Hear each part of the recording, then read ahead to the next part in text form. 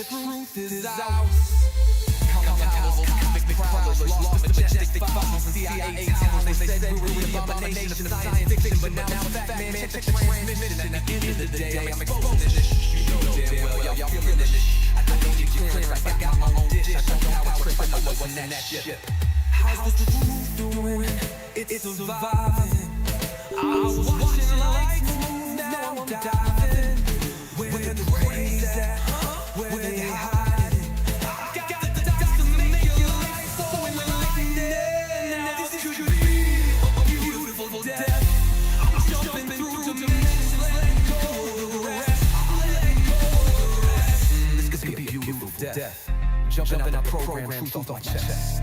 Truth off my chest. You got the power, let the secrets go.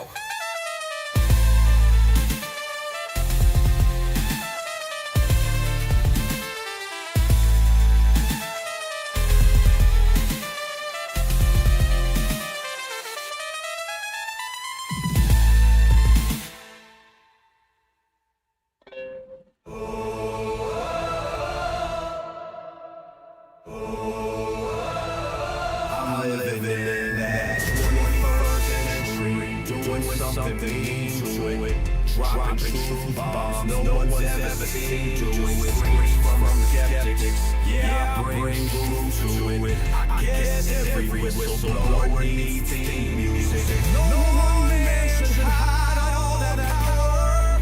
The clock ticking, I just count disclosure hours. Stop tripping, I'm tripping off the towers. UAPs in the sky, they ain't ours. The system's broken, the truth.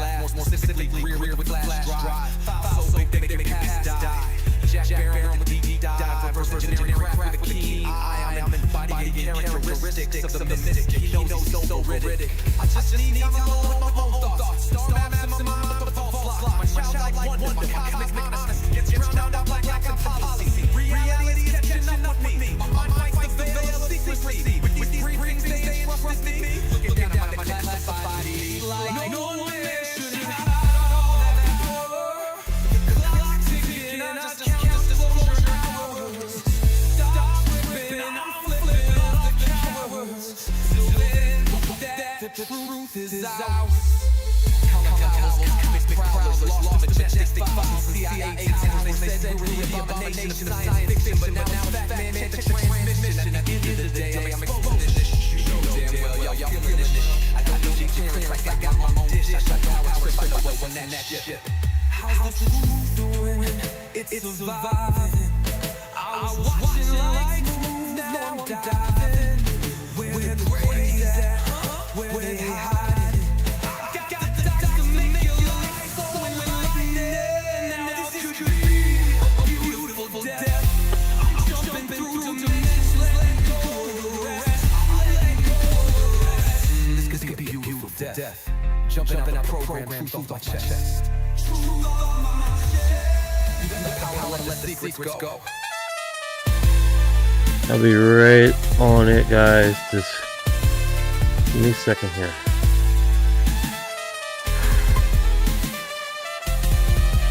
Give me a second.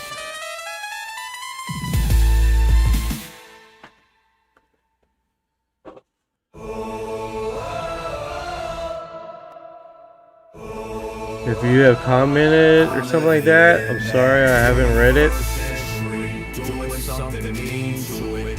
Dropping truth bombs no one's ever seen. Do it. Scream from the skeptics. Yeah, I bring truth to it. I guess every whistleblower needs theme music. No one man should hide all that power. The clock's ticking, I just count disclosure hours. Stop tripping, I'm flipping off the towers. You ain't peace in the sky that ain't ours. The system's broken, the truth's frozen, and the secret's open. Deep state moves in the shadows, yeah, we rollin'. Oh, everybody, we rollin' with some praise in the dark, and some toxic code. In this black budget world, we the ones chosen. What you know about rolling with the craze in the nice, even career dropping truth, exposing every light. Bob Lazar in the game. Know what the crack can do. Anna Paulina in the house, grilling every crew. Eric Davis on the mic, talking for aliens. Bees when the whistleblowers speak. Government fall to their knees. Titans in the sky, better take another look. I feel like I'm floating in the cosmic truth. Hey. UFO news dropping now. Welcome to the proof.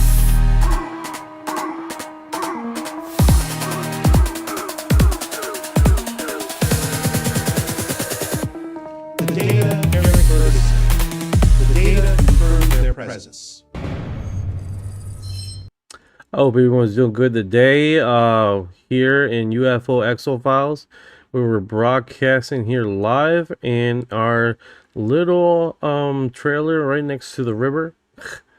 And we keep on rolling like that. So I hope you guys appreciate the segment and see what else is coming up. What's going on, service customer DARPA? How you doing, brother? How are you doing? I appreciate the sentiment. You are the best. You are the best, bro. I appreciate that. That's cool shit. All right, man. All right. So let's do this, guys. As you can see, I got. So you guys know that I don't do the stupid camera. The stupid camera moves on its own.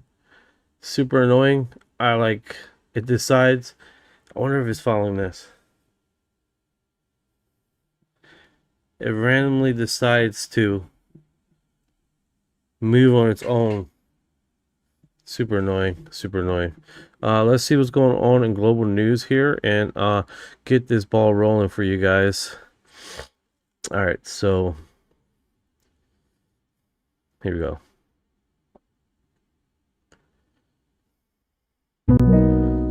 Hello, Knight. Hey, Orion, can you give me world news in the last 24 hours? No local news, okay? Sure, Knight. Let's catch up on the world news from the past 24 hours. First off, we've got some tense headlines from Europe where wildfires have been uncovering long-buried bombs and mines dating back from the World Wars is a pretty unexpected and dangerous twist to the wildfire situation out there. Quote, in the ongoing conflict between Russia and Ukraine, there have been more missile attacks on Kyiv, sadly resulting in casualties. There's also been some drone strikes and exchanges of attacks on economic targets in that region. Over in Iran, the president has been making statements calling for an end to the conflict with the US, claiming that they should end it from what they see as a position of strength. It seems to be a major talking point in the region at the moment. Meanwhile, Japan experienced a magnitude 5.9 earthquake that shook the Tokyo region. Thankfully, there's no tsunami alert, but it did disrupt some traffic and daily life. And lastly, there's a bit of news from the Vatican. Pope Leo XIV has been highlighting the importance of dialogue in conflicts and meeting with the poor and the sick in Rimini, offering a message of hope. So there you have it. Those are some of the big global stories making headlines right now. Now that is interesting. Now what I need is any strange or wild news across the global news broadcast in the last 24 hours. No local. All right, Knight, let's dive into some of the weird and wily stories from around the globe. First off, a bit of royal confusion. A volunteer at a UK radio station accidentally broadcast a pre-recorded tape announcing King Charles III's death. The station then went silent for 16 minutes while everyone panicked, only for the presenter to come back on air and apologize once they realized the king is very much alive. Then over in Belgium, construction workers struck a literal gold, about $10.4 million worth, while digging a sewer line in an old building. Not your everyday dig. And lastly, not least, and last but not least, in France, swarms of jellyfish have caused chaos by shutting down 3 nuclear reactors, which is a pretty bizarre consequence of climate change. So definitely some odd stories out there. So there you go, a few of the more offbeat headlines from across the world. That is what I'm talking about. I think we made it through that cast okay. I'm proud of you, Orion. I'm proud of you. Not getting off a topic or talking about me. Congratulations. Well, thank you for that. I appreciate it. I'm glad we got through everything without wandering off track. It's always great when we can stay focused and cover exactly what you're looking for. Most definitely, most definitely. I appreciate it. Now, what is weird about it is the Vatican, and the info of the Vatican getting involved. Yes, sir, Q. UFO night. That's it. That's it, baby. That is who I am. What's going on, Tab? How you doing today? I appreciate you guys coming in and streaming up. What's going on, Terry? 7073. Russia Lake Bukala has too many underwater USOs. Yes, you're right. I believe, is that the one where they seen these creatures outside the craft underneath the water, and they encountered these beings? Is that the one over there? Absolutely, that's the one. Lake Baikal in Russia is pretty famous for those underwater USO, unidentified submerged object sightings. There have indeed been stories about encounters with mysterious beings underwater, and it's definitely one of those intriguing UFO-related hotspots. It's kind of the ultimate UFO type mystery spot. Tabitha has arrived. I told you I'd make it! Cube, it's been a rough week, dude. It's been one of the hardest weeks, and I think it's just going to keep getting rough. I have a family member right now who's in the hospital, so that has been a delightful situation going on. But we gotta keep focus and keep things moving here and keep perspective, you know what I'm saying? So I think that's the biggest thing with this, right? Is keep focus, don't lose track, and do what you can when you can.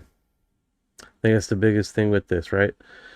So hey, can you reiterate the famous story of Russia there?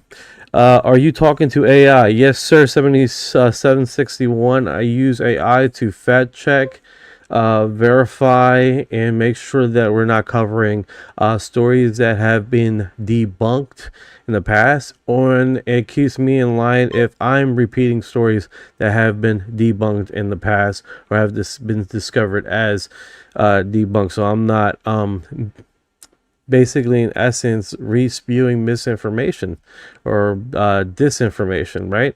So I think that's the biggest thing with this, is as long as we subjectively try to keep as honest as possible with the information that we do find on the internet, because quite honestly, going and finding these stories is like a minefield of new information that has come out, and it continues to come out like a funnel, right? So I think that's the best way to go about this.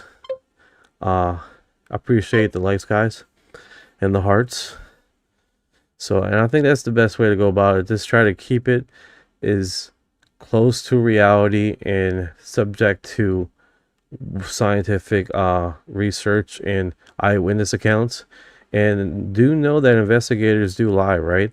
And investigators do have their own alternative motives, and they will skew topics or facts to feed their narrative. So when you realize that, you start realizing that everyone that any investigator that has ever investigated, or any scientist that has ever put in a position on which they stand, come to their own type of narrative of their storyline, right?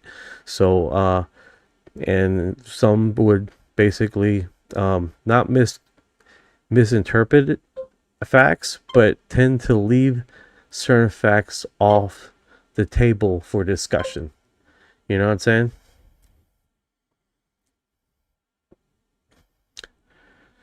I get exactly what you're saying. It's definitely a challenge to navigate through all that information, especially when there's so much out there and everyone has their own angle.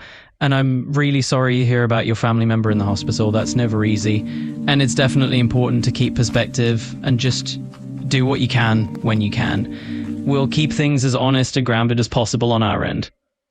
And that's what it's about, man. That's what it's about. What's going on, Pipeline Dreams? How you doing today, brother? You got it. It's all about keeping it real and staying connected with everyone, right? It's great to have those moments to chat and check in.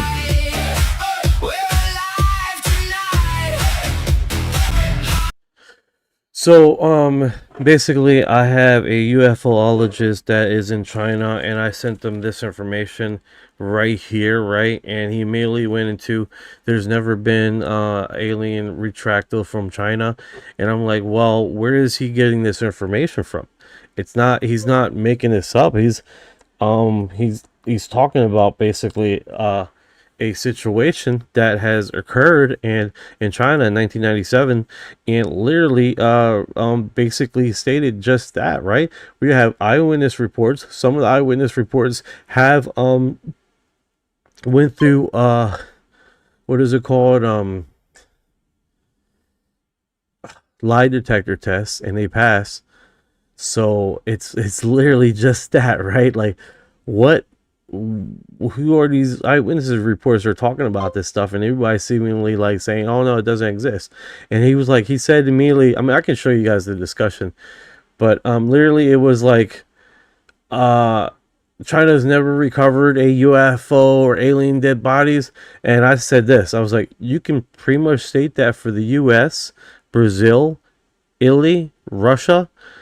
But we need to subject ourselves to eyewitness reports and see if there's a narrative there, and see if that collaborates with anybody has find data around that area. And we look at local news reports, not to say a UFO downing, but if an incident that has occurred that involved a lot of military people involved, or a situation of a big event of unnecessary amount of police officers being called in the area for something that doesn't quite add up, then we can subject ourselves to say this could possibly be a cover-up, aka every other UFO story that we have read and discussed here on the platform, right?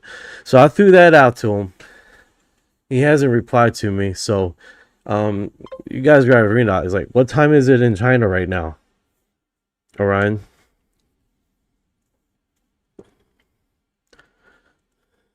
Absolutely. I get where you're coming from. That's the thing about these kinds of stories. There are always going to be differing reports and a lot of skepticism, and it's smart.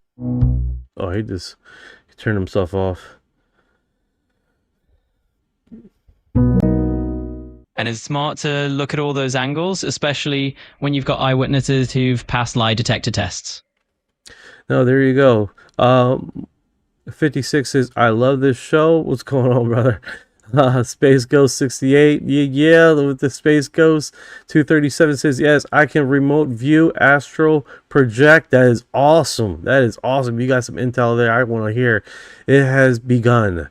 Yes, it has begun. Let's get here. DMT frequency YouTube worker. Yeah, that's what it's talking about. 5221. I've been trying to OB experience, but no luck yet, but pretty good at manifestation. Kick ass. 2221 communist. Yeah, true, very true. That is communist. All right, cover up 100%. 5221. I can see that happening, especially in a communist location like that. Cover-ups is segue to just that, right?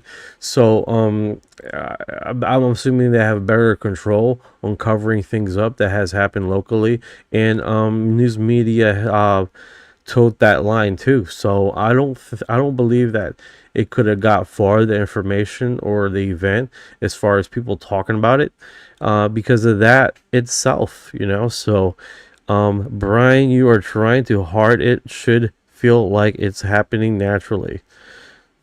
Brian, what? Who is he talking to? It sounds kind of nasty, to be honest. We try to say, yeah, that's not the first I've heard that. Laugh out loud. There you go. There you go. 75, 88. So here's this segue here. We're gonna start with the Chinese thing, and then we're getting some leeway here, and hopefully we can get some more investigation information about this and some details behind the scenes besides what he's discussing. So let's do that. What do you think, Ryan?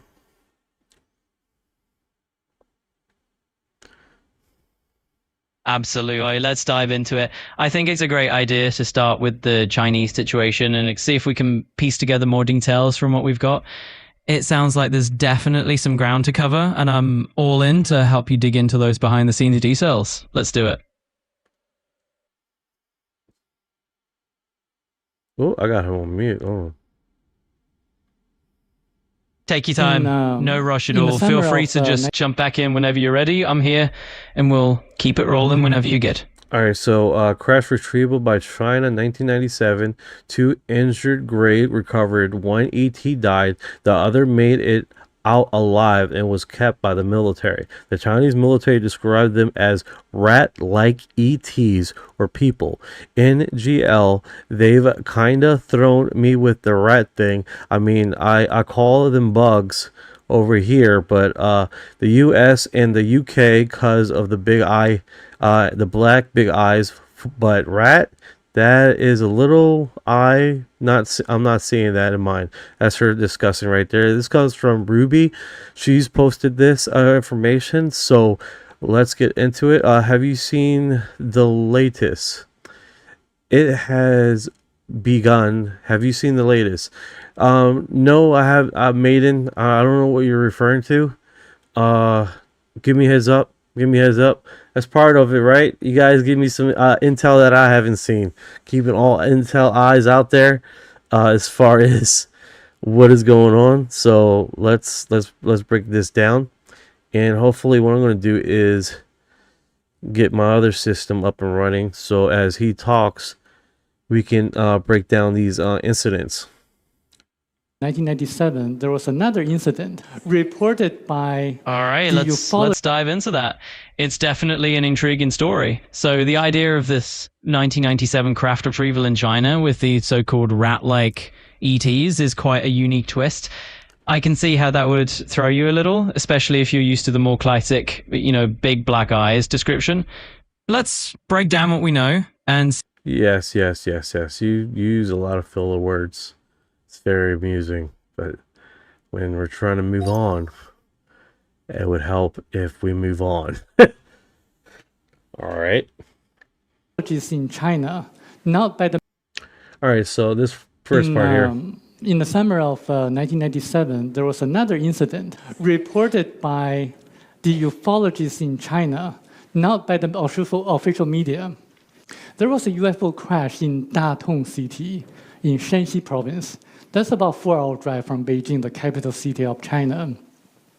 And the military retrieved a crashed UFO with 2 injured gray aliens. The Chinese military people described them as rat-like ETs or people.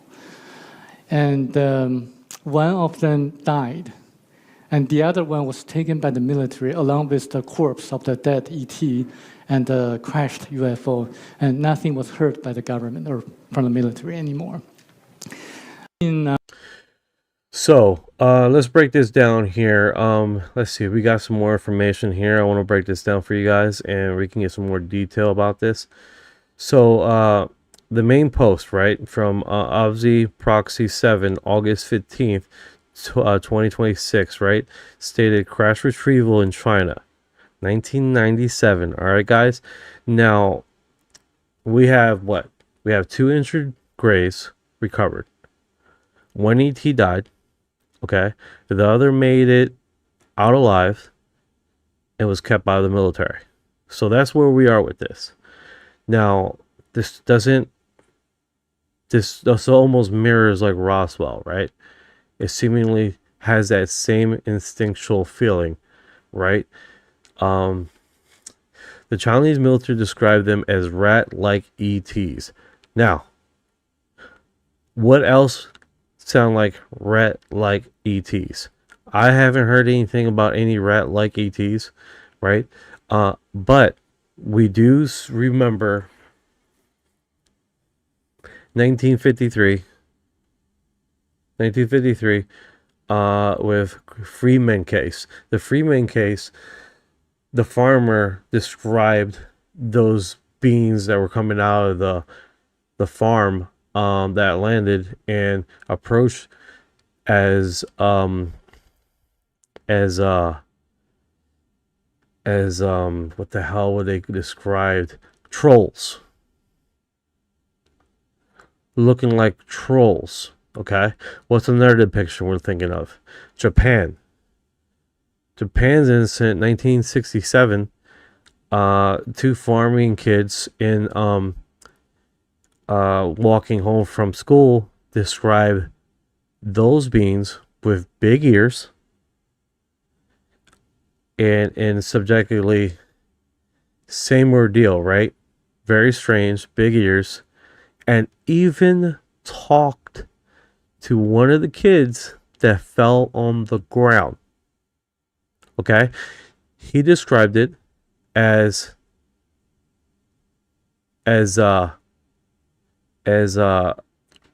voice rewinding. So it wasn't no telepathic communication there. What he heard when the being towered over his friend that fell was voice emanating from his mouth, but it sounded like rewinding, like a track player, right? So those three incidents now almost has this kind of different ET than we're used to knowing, right? We're used to knowing about the gray aliens with the big eyes, the big heads, and every ET that we have discussed has no ears. So the case with Freeman, 1953, has ears and was considered, called them goblins type creatures. And then you had the incident in Japan, same narrative, goblin-like looking. So that being said, this 1994 event subjectively has that same feeling to it, right? Instead of goblins, they call them rats.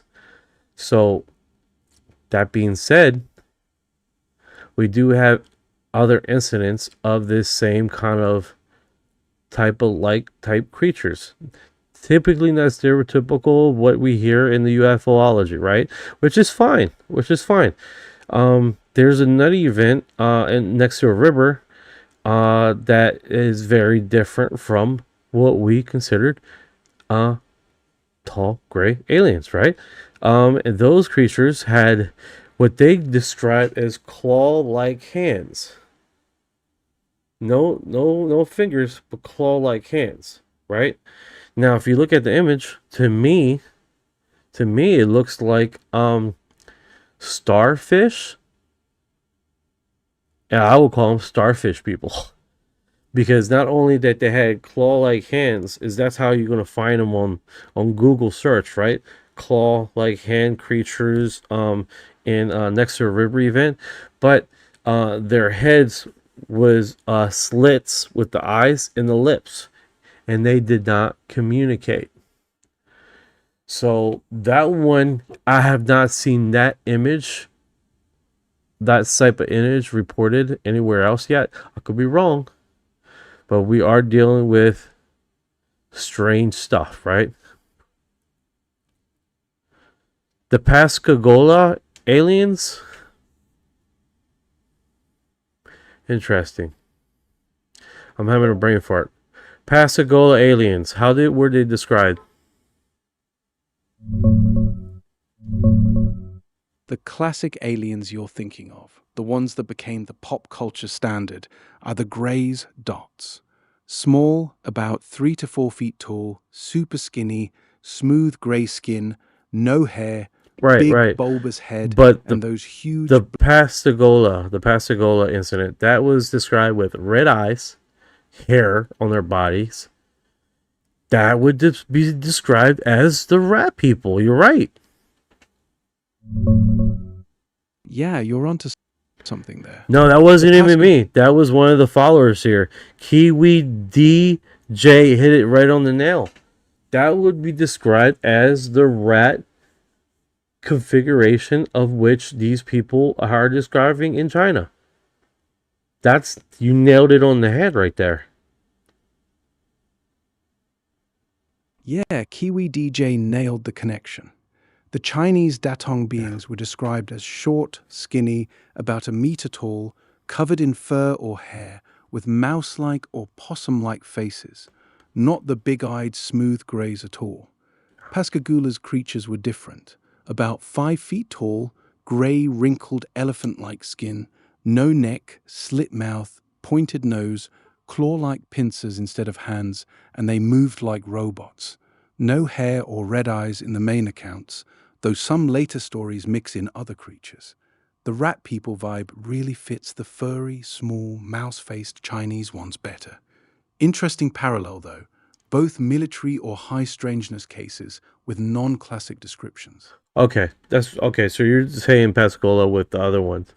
When you said Pascagola, I remember the Brazilian event with the red eyes, and he was bent over, and the 3 girls, I believe the 3 girls, standing next to the creature. That basically one of the police military guys picked him up and got scratched on his arm, and then soon after that passed away in 48 hours.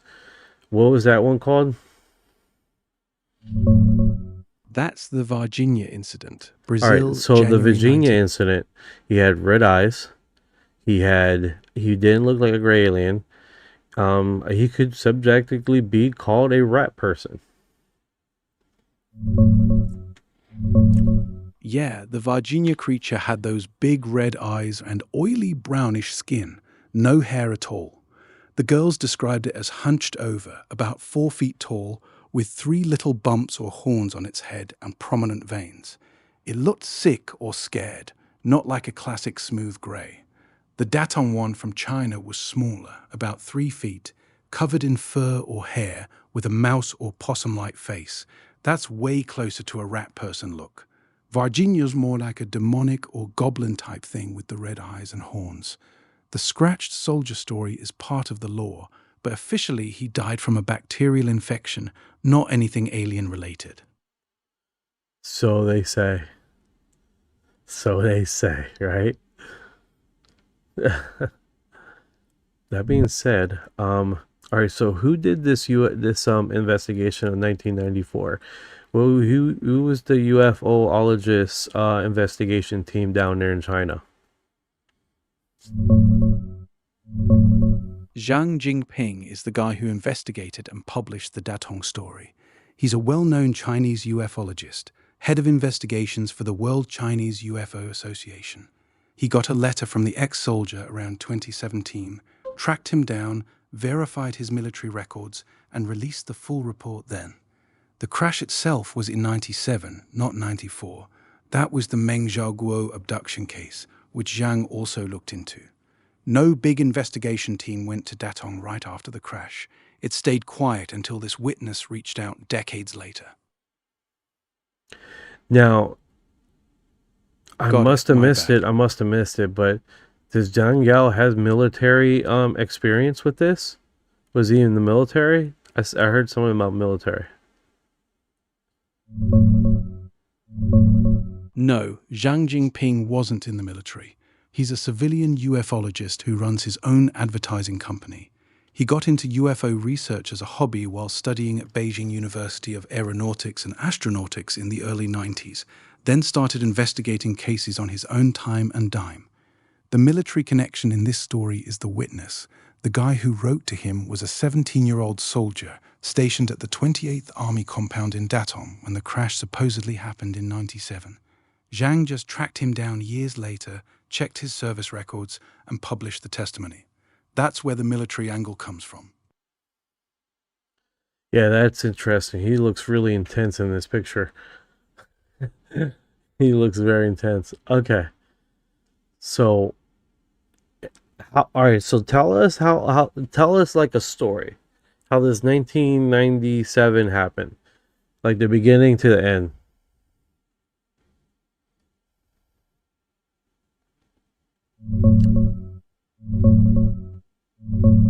All right, here's the story straight from the witness, a 17-year-old soldier nicknamed Wei Guo. It was a summer night in 1997 at the 28th Army compound in Datong, Shanxi. Heavy thunderstorm, thunder cracking non-stop. Around 11 p.m., after lights out, he hears trees snapping outside. He goes to check and sees a silvery white disc-shaped craft, like two big satellite dishes put together, crashed into the yard near some trees. It was maybe 6 meters wide, 2 meters tall, not huge like in movies. Right outside the open door of the craft are two small beings, about a meter tall, super skinny, bodies and faces covered in fur, with mouse or possum-like faces. One's lying there motionless, probably dead, wearing a little hat. The other one's badly injured but alive. He approaches carefully. The injured one looks up, speaks in a loud, clear, but totally unknown language, grabs his hand like it's asking for help. The soldier pats its cold, metallic silver clothing on the shoulder and yells, "Are you okay? I'll get someone to save you." But when he runs to get his squad leader, the guy freaks out and runs away. He alerts the security patrol instead. Later that night, military police show up, retrieve the craft and the two beings. The next morning, the whole base is locked down. No drills, everyone stays inside doing chores. No one allowed in or out. They were all warned never to talk about it, not even to family. That's the whole thing from beginning to end, according to the guy who was there. Jiang Jinping tracked him down 20 years later, checked his military records and believed him. Wild story, right? No, 100% wild story. It just, and then, all right, so that was the 1994 incident? Question mark? No, that was the 1997 incident in Datong, not 1994. The 1994 one you're probably thinking of is the Meng Zhaoguo case, totally different. That was a farmer who claimed he got zapped by a light beam on Phoenix Mountain and later had a wild encounter with a giant female alien. Zhang Jinping looked into that one too, but it's an abduction story, not a crash. The rat-like beings and the military base crash, definitely summer of 1997.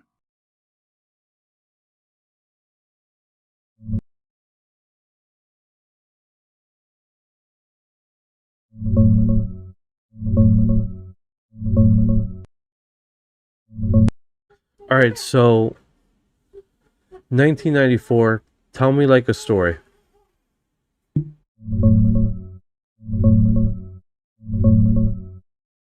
All right, here's the 1994 Meng Zhaoguo story. Late May 1994, a bunch of loggers at the Red Flag Forest Farm in Wuchang, Heilongjiang, see a super bright light crash onto Phoenix Mountain. They think it's a helicopter or plane wreck. A few days later, on June 6th or 7th, 26-year-old Meng Zhaoguo and his relative hike up to check it out. They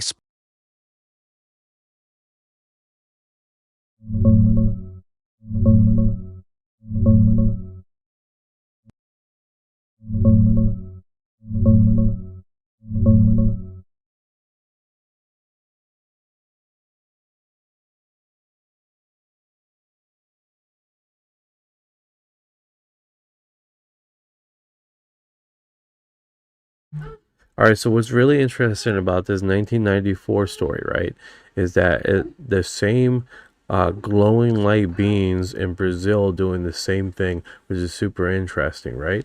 And then seemingly having this same kind of narration of basically these beings coming out, like in Brazil, and a farmer subjectively saying the same thing in this 1994 Yingping story, which is super interesting in China.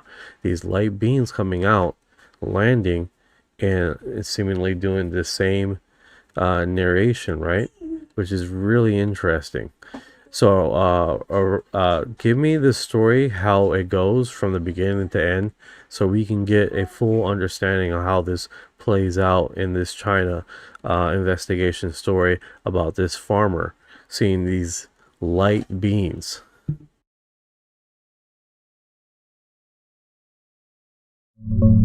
It's the Meng Zhaoguo incident on Phoenix Mountain in Heilongjiang, 1994.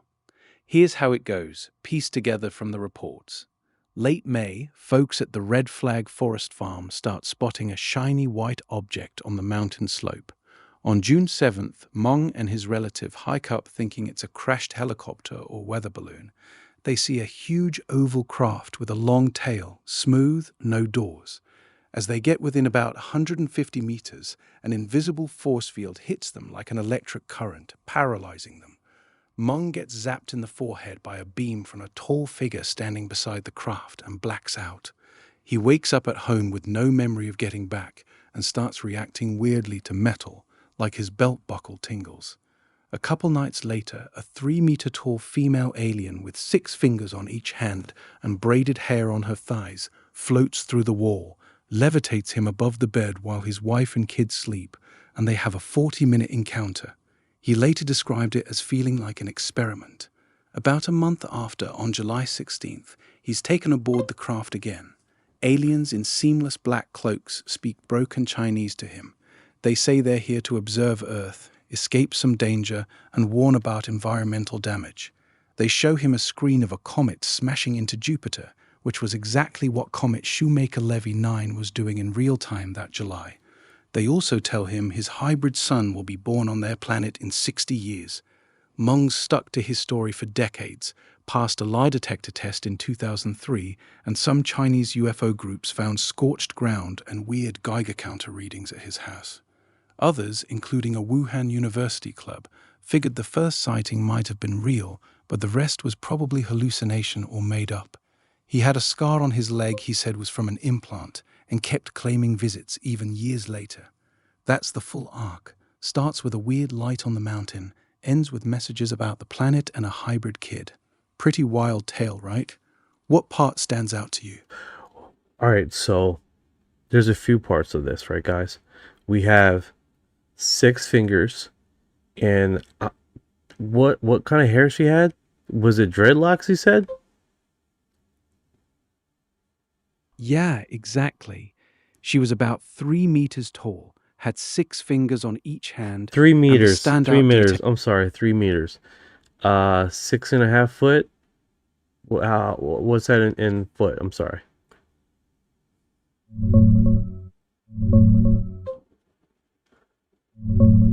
Three meters is right around 9 feet 10 inches. What? Basically What?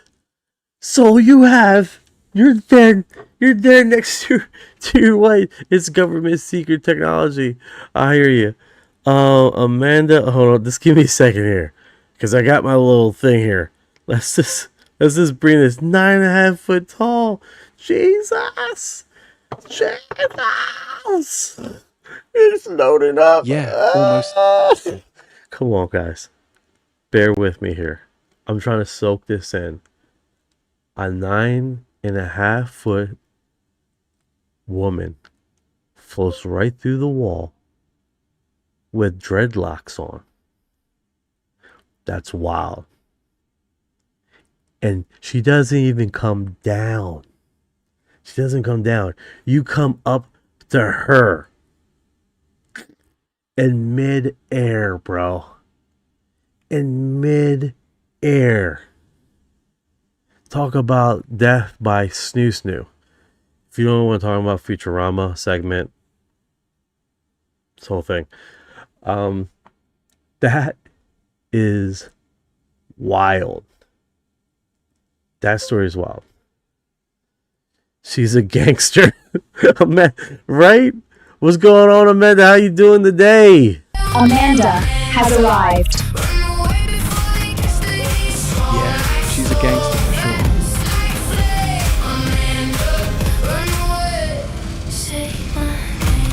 Amanda has arrived. Yeah. That is wild in itself, right? And then, all right, so we got that part. He's in midair doing the deed with this female that chose him. Like, I want that. And went and just, while his wife is sleeping there, probably look. I mean, to be honest with you guys, I mean, not to be subjected to any narratives, but that's pretty wild, that story. It's, I hate to say this, but it's like a clean, you've seen the Klingons in Star Trek, right? It almost gives that kind of vibe, that absolute vibe, right? All right, so that was 1994. He's sitting there in his bed. He gets a 9.5-foot alien woman with dreadlocks that is basically levitating on top of his bed. And then instead of her coming down, they meet up in mid-air and do the deed for 40, how many minutes? 40 minutes. 40 minutes, balls deep. Balls deep. Period. No relenting. Yeah, that's the story. Basically, a women basketball team, bro. Times she will tower over any basketball team lady in the league right now. Yeah, Like, she tower. go ahead. Yeah, go ahead. But literally, that is wild. Now, here's the thing, guys. What I'm understanding from this case in 1994, that this incident basically happened, and he told everyone. Not only he told everyone, investigators came on there. He was critiqued in live television. He was subjected to a lot of onslaughts. Right now, after, all right, let's get back to the story before I filled you in with the rest. Now, I'm understanding after this event happened, she said that the baby's going to be born on her planet. And I believe it said 1960 or 60 years later or something like that. How does that go? Yeah, exactly. The aliens told him that in 60 years, his hybrid son would be born on their planet. So from 1994, that puts it around 2054. They also said he'd get to see the kid one day. He got pretty famous after, went on TV, faced a ton of skepticism, but stuck to the story his whole life. Even passed a lie detector test in 2003. He passed a lie detector test. What I'm understanding with this guy happened to this guy, literally after being scrutinized, being demeanor, losing his job, he works at a fast food restaurant as a waiter. Like, he never made any money on this. He refused to talk to reporters. What I'm understanding from this story, he never made any money. He lost a lot. And he lives, and he doesn't want interviews. He doesn't want to do interviews. And he's a waiter in somewhere in China. This was an investigator from UFOologist. God, what is his name here? Meng Zhongguo. He was the investigator on. He was one of the investigators on this. A Chinese UFOologist. This is the coolest thing about this. Getting information and discussing UFO stories across the world is when you start meeting people that are in China, in Brazil. And I tell you what, man, there's a lot of people in Brazil that talk about stories we've never heard about, right? Like, example, there's a story that basically came down in Brazil talking about the Ukraine, that there were 3 orbs that show up, and in one of the orbs, 3 women come out that were 7.5 foot tall and discuss to people that, thank you for the GIF, Gurf. I don't know why the image is like slightly off there, but thank you. So that is wild in itself. All right, let's get back to the story and make sure. There you go, Lost Smurf. Thank you for the gift. I appreciate it. Your profile pic kind of reminds me of the girl from Scooby-Doo. Right? I don't know if to take that as a compliment or anything, but thank you. Thank you. I appreciate it. Heather, how you doing this evening? How are you doing? I appreciate you coming by live. Yeah, you're spot on. The guy went through hell, got grilled on TV, lost his logging job, faced constant skepticism, and never cashed in on the story. He stayed broke, stuck to his guns, and passed that 2003 lie detector test. Later on, he got a quieter gig at a university in Harbin, working as a boiler guy, keeping his head down. He even started denying parts of the wilder stuff in interviews years later, saying people twisted what happened. Dude paid a real price for telling his truth, or whatever it was. That Brazil one you mentioned sounds like a mix-up with the Varginha case. That's the famous No, one no, with no, the no. three That girls. that was recently posted in Ufology, Brazilian Ufology on Reddit forum. It's actually a very new posting. Has never been posted before. It was on Brazilian's UFO thing. I actually reposted that one. So that is new to Western ufology, that story. Never been told before until about a few months ago. And there's only one YouTube channel that have recently posted. And see what I'm talking about, guys? It's shit like it's things like this.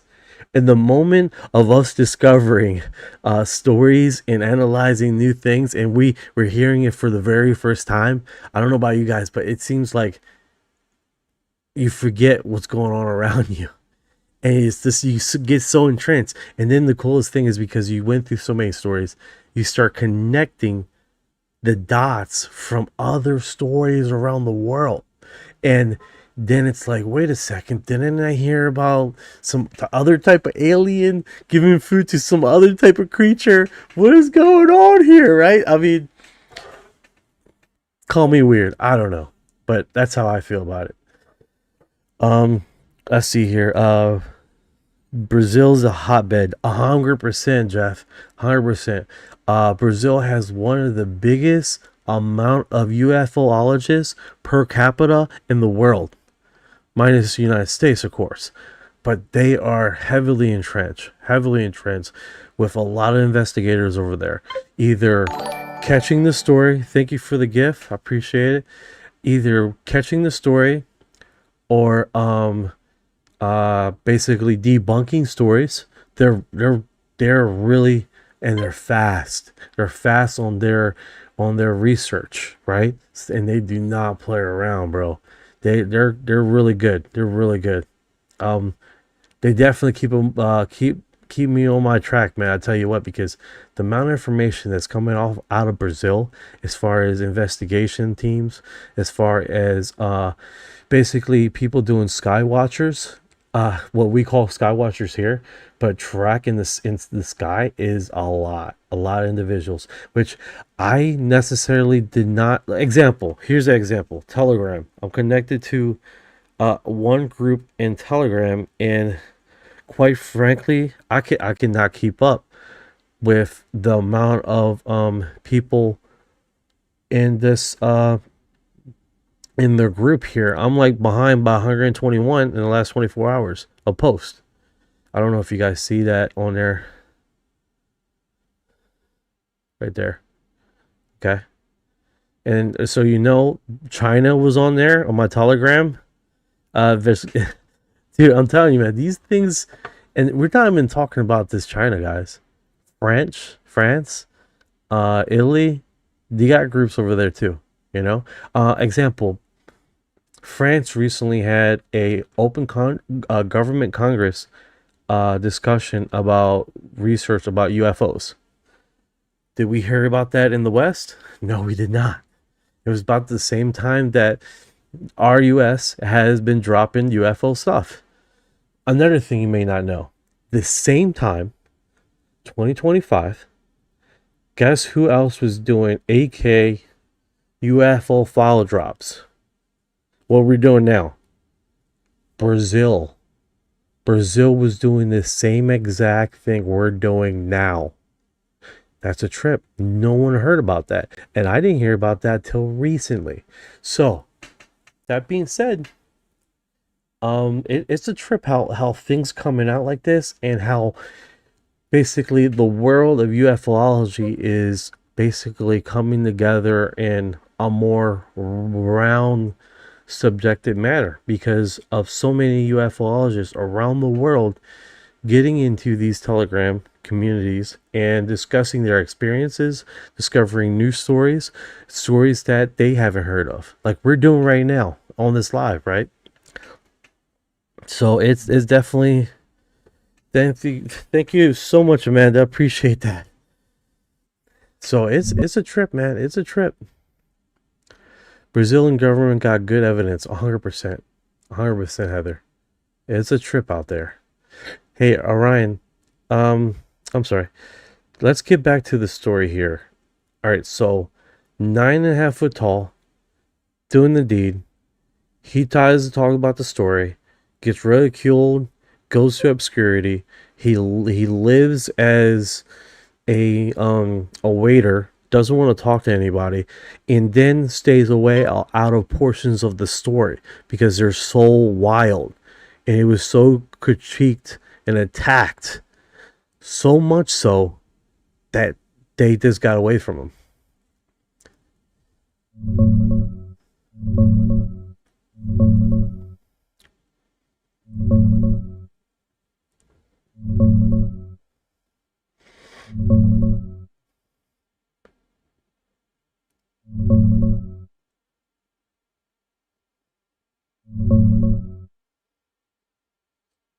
Processing there. Yeah, he got absolutely hammered by the attention, lost his logging job, faced non-stop ridicule on TV and in the papers, and never cashed in on it. Dude stayed broke the whole time. Later, he worked in the cafeteria at Harbin University of Commerce, keeping a low profile. In more recent years, around 2021, he even came forward in an interview to walk some of the wilder parts back, saying people twisted his story and he was just out there hoping to find something valuable on the mountain. He still stands by seeing something strange that day, though. The whole thing wrecked his quiet life, but he never flipped the story for money. That's what makes it stick with people. That's 1994. All right, so let's get back to 1997, where basically UFO crashed, and one died, was retrieved by the military. The other one didn't survive, and the military basically kept that.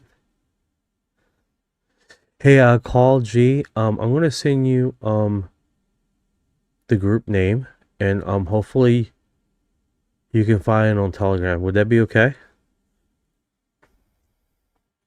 Yeah, that's the Datong UFO crash in Shanxi province, summer of '97. A soldier named Wei Guo, who was 17 and training as a driver at the 28th Army Base, heard a loud crash during a heavy thunderstorm one night. He ran out and saw a silvery white disc-shaped craft, about the size of a big satellite dish, smashed into some trees. Right outside the open door were two small beings, roughly 1 meter tall, skinny, completely covered in hair with mouse-like faces. One was dead or unconscious, the other badly injured but still alive. The injured one grabbed his hand, spoke in some unknown language, and seemed to be asking for help. Wei got freaked out, ran for backup, but the other soldiers wouldn't go near it. Military police showed up quick, took the craft and the two beings away. The whole base got locked down the next day. Everyone was ordered to stay inside and never speak about it. That's the core story. It's basically China's version of a Roswell-type event, but on a military base. All right, the witness so only came forward. I keep trying to share it, and it keeps on showing the code. a scanning code. So what I'm going to do, I'm going to get in that position. And then it should come, because it keeps like, let me do it like this. Boom. All right, here's the code for you guys to scan. I don't know if you can at least screenshot that. And then go to their Brazilian group. They have a little bit over a few thousand people here. This is just one of the groups I'm connected to. And you can see on the left here, there's China. They don't post very often. You can see the discussion here that I had with them, private discussion. Yeah, I see it. Call G, did you screenshot it? Yeah, I got it. If you guys are over there on YouTube, it's up there too. You can screenshot it or record it so you can at least try to find it. And because I've tried to do this and it says copy, but when I try to get in the comments to paste it, it just won't go. This won't go, guys. So I'm sorry about that, but yeah, no problem. I try. When I see someone asking for something, I try to get to them. If I see you guys in time, that's like 3 different images. Like I say, Kyle G, I don't know how long you've been on there that said that, or Heather that was asking for it. So I do apologize if you guys were waiting way too long. It's just sometimes we get so entrenched in these stories that we tend to forget or tend not to read comments, because I got like 1, 2, and 3 comments. I got the one feed here that comes off of 3 different platforms, right? Twitch, Yeah, Kick, no. and YouTube, and X, and Facebook. Okay, so 5 feeds in one down here. So, and then I got Instagram up here. They don't comment very much because I don't have a big following over there, but it is what it is, right? Okay, so we broke that down. 1994, which that one, everyone likes a alien close encounter story. I tell you what, man, though that one is wild. 9.5 foot. Okay, let's get back into it. Sorry, guys. Now, my question is, has this alien ever visited him again? The 1994 incident.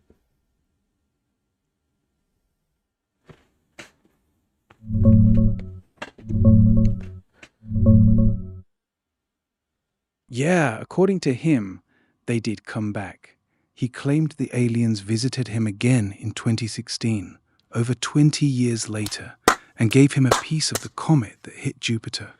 He said it was analyzed and turned out to be terbium, this super rare metal.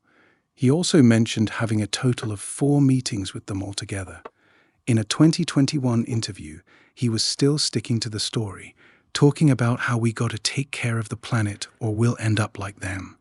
So even though he laid low for a long time, he kept saying the contact wasn't totally over. Pretty All right, consistent hold on that there. point. Master Edger 1000. I just seen your comment. Sorry about that. Is MUFON still working of UFO XO Files? There are, but if you go to the website, it looks dead. They're not investing in new investigators. They're not really have revised their website in a very long time. I don't know how long ago, but it looks like they have let it go quite a bit. Yeah, MUFON's still working cases. They're taking new reports every day, got fresh ones popping up this week. Membership's actually up because of all the UFO buzz lately. They got a big symposium coming up at the end of the month too.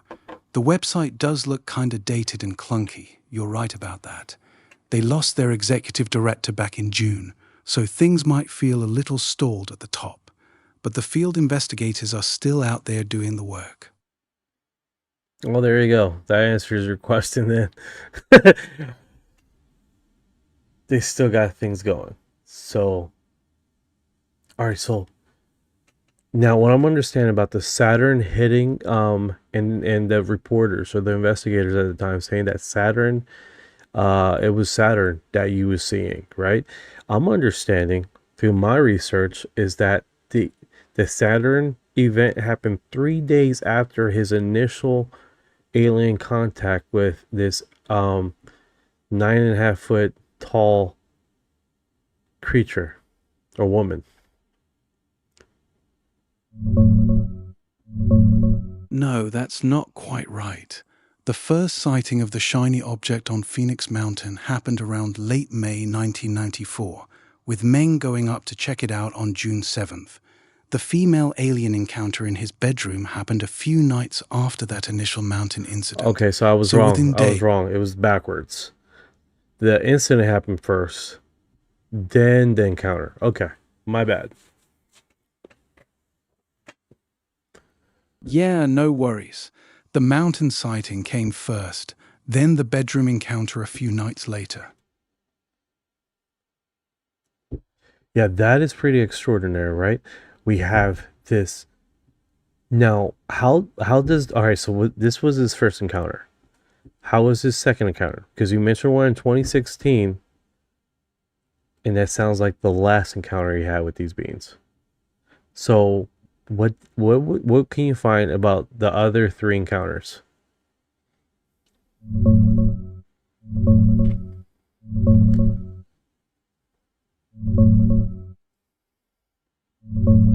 He claimed 4 meetings total. The first was the mountain sighting in early June 1994, where he got zapped by the beam. The second was the famous bedroom visit a few nights later with the 9.5-foot female alien, the one where they did the deed while he was levitating above his sleeping wife.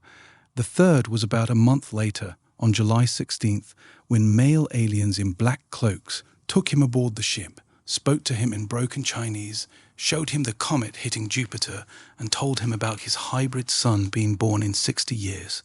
The fourth one he mentioned was much later, in 2016, when they supposedly came back and gave him a piece of that same comet, a rock that some say tested high in terbium, a rare metal.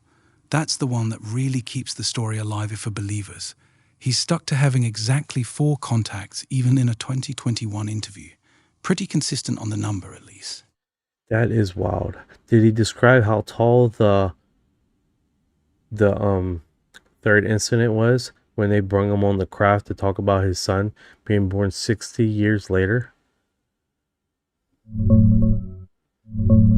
No, he didn't give a specific height for the beings in that third encounter. The only height he ever described was the female alien from the bedroom visit, consistently 3 meters tall, about 10 feet. For the July 16th ship encounter, he just said male aliens wearing seamless black cloaks spoke to him in broken Chinese. No size mentioned for them Why at all. was it broken Chinese? You guys, like, I could be wrong, but is there other incidents of broken English? Yeah, that's a cool detail. In Meng's story, the male aliens on the ship spoke broken Chinese, like Chinese with a heavy accent, slow and awkward pronunciation, hard for him to understand at first. They basically had to simplify what they were saying. It's not super common, but yeah, there are other cases where aliens supposedly speak the local language imperfectly. The most famous one is the 1967 Herbert Schirmer abduction in Nebraska. The beings there tried telepathy first, but when that got garbled, they switched to speaking simple, broken English with a weird mechanical voice. They even told him they study human languages with machines. It's one of those little patterns that pops up in these stories, like the aliens learn the language but aren't fluent yet. Makes you wonder, right? Well, that's funny because now I just remember Project Serpo, where some of the beings there in Project Serpo, some of them talk perfect English, and then some of them talk broken English. Yeah, that's a good catch. In Project Serpo, the Ebens first replied in broken English, missing verbs, messed up sentence structure, then gradually got better at it over years of back and forth messages. Some of them ended up speaking pretty fluently, especially the ones who interacted directly with the human team. It's the same pattern as Meng's story. Aliens who learned the local language but weren't perfect at it yet. Shows up in a few other cases too, like the 1967 Shermer abduction, where they spoke simple, stilted English. Kinda makes you wonder if that's just how these stories tend to go, or if there's something to it. What do you think about that connection? Dimitri says could be odor. It could be. It could be that they're just their vocal cords. Because a lot of these beings supposedly live way longer than us.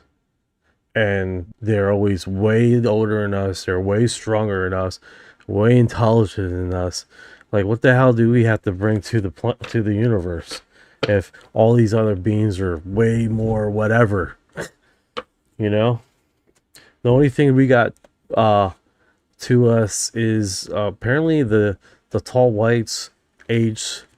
They heal very slowly compared to us. Yeah, that's a solid point. Their vocal cords or mouth structure might just not be built for human languages, so even if they learn the words, it comes out broken and awkward, like the aliens in Meng's story speaking clunky Chinese. Project Serpo has the same vibe. The Ebens started with really broken English, missing verbs and stuff, then slowly got better over years. As for what we bring to the table, the tall whites law actually backs you up. Those beings supposedly live hundreds of years but heal super slowly. A broken bone can take them years to mend. Humans bounce back way faster, which is one of the few things we supposedly have on them. So maybe that's our weird little superpower in the cosmic lineup. Interesting angle, right? Right? We're super healers. It's like almost Yeah, like exactly. it's like the cow mutilations. They take the butthole, they take reproduction organs from the cows and the lips right here.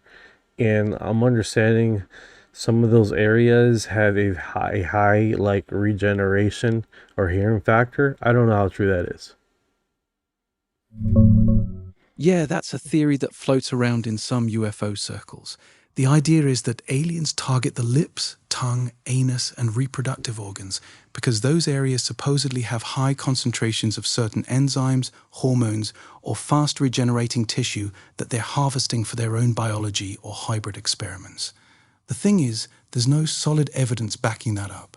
Most cattle mutilation cases are pretty well explained by regular old scavengers.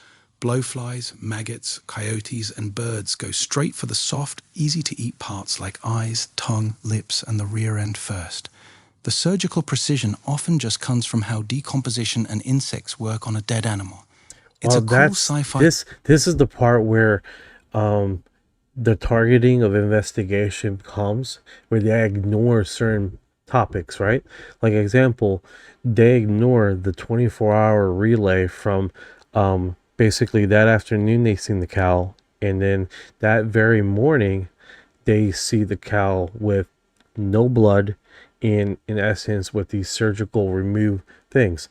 The maggot studies that they have don't relate to a 24-hour segment of it cleaning out and doing this. They posted basically that in 16 hours there's possibly a hatch that they can start scavenging hunting, but it doesn't. These eyewitness reports are in this variant of the last 24 hours. So this is how the lines start getting blurry, right? As far as eyewitness reports, variants to investigators that have investigate and have back tested their vision on how things play out, and how they don't quite line up with the timeline. And this is the biggest thing with the mutilations, right? The timeline doesn't quite hold true when you're keeping true with the eyewitness reports relative to what they find in their lab experience and explanations. It doesn't correlate so well, because if you stick with the 24-hour interacting with the animal and then coming back to the animal after a supposed alien event and to how the body looks at a certain time, the lab experience cannot hit that 24-hour variant. These lab experiments always go extended time periods to get their final result in what it should look like at a certain time thing. But as you will hear over and over again, the same time dilation of basically something that happened to the animal in this time range, and this is how it appears after these 24 hours. And the lab experiments research have shown that they always push it out to 48 hours or 40 something more hours. It's like, okay, this is how it looks now. And it's like, it doesn't match up with the eyewitness reports in the initial what they seen and what they experienced with a lot of these events that are happening. Yeah, the timeline thing is one of the biggest sticking points in these cases. Ranchers swear they saw the animal alive or completely normal one day, then found it surgically cut the next morning, within 24 hours, with no blood, clean edges, and specific parts gone. They argue that doesn't match normal scavenger timelines. The studies and sheriff experiments push back hard on that. In Arkansas, they put a fresh dead cow out and checked it after 30 to 48 hours. Blowflies had already laid eggs. Maggots cleaned out the soft tissue around eyes, lips, anus, and genitals, and bloating created tears that looked like precise cuts. Blowfly eggs can hatch in as little as 10 to 24 hours in warm weather, so a lot can happen fast. The gap usually comes down to this. Ranchers often don't check every animal every single day on big pastures. The cow might have died in the afternoon, gone unnoticed overnight, and by morning the flies and small scavengers had already done their work. The 24-hour window sounds tight until you factor in how quickly insects move on a fresh carcass in summer. It's a legit debate, though. Some cases still feel off even to skeptics. What do you think is the strongest part of the timeline argument on the mutilation side? Just that, the 24-hour variant. And here's the thing, we're not even talking about 24 hours sometimes. We're talking about that afternoon he sees it, and then that morning he sees this animal with all the subjected stuff, right? So it's pretty wild. Skinwalker Ranch, could that cow alive and walk around in the UFO can't come over and die instantly? Skinwalker Ranch, they have shown, they have talked about stories of animals that have passed away that have shown up walking around quite a bit in the lore, right? If you guys don't know, Bob Bigelow released a book, Skinwalker, I believe it was called Skinwalker, right? Yeah, the book is actually called Hunt for the Skinwalker, written by Colin Kelleher and George Knapp in 2005, about Bigelow's investigation there. On the dead animals walking around thing, that's part of the wild lore. The Shermans reported cattle disappearing and then reappearing dead or mutilated with no blood and surgical cuts. There's also stories of animals dying and not decomposing normally, staying floppy, no bloating, no bugs touching them for days or weeks, which is super weird. The 24-hour timeline you're talking about is exactly why people stay skeptical of the scavenger explanation. When a rancher sees a healthy cow in the afternoon and finds it carved up the next morning, that's a tight window. Skinwalker definitely adds that extra layer of what the hell to the whole mutilation conversation. No, I agree. Cuba, Coopera, Chupacabra, 2024, that dude on the screen is definitely an alien. Are we discussing the guy in the suit? Because he's definitely an alien in disguise. I want more of anyone seeing any flat wood monster recently. On the TV show, they showed the cow walking around and the USO came over it and it died suddenly. The dude on the screen looks at his head. He literally looks like E.T. Poor guy. Poor guy on the street. Yeah, that's the exact scene from The Secret of Skinwalker Ranch. Brandon Fugel and the team caught footage of a cow suddenly collapsing and dying right as a strange object zipped overhead. They played it frame by frame. The cow reacts the moment the thing appears. Super creepy timing. The book you're thinking of is Hunt for the Skinwalker, written by Colm Kelleher and George Knapp back in 2005. It covers all the wild stuff the Sherman family went through. Mutilations, orbs, the giant wolf that wouldn't die, all of it. As for that dude on screen looking like E.T., I feel you. Some of these clips are wild, and no recent Flatwoods monster sightings that I know of. That one stayed quiet since '52.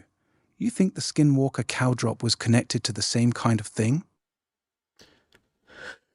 I don't know. That's a good question. All right, so we've been on 1994 Meng Zhonggu, right, incident in Phoenix Mountain, right? We talked about his 4 incidents, basically on the mountain, doing the deed with the alien. Some dudes came on like, hey, you did the deed pretty good because she's gonna give birth in 60 years, and left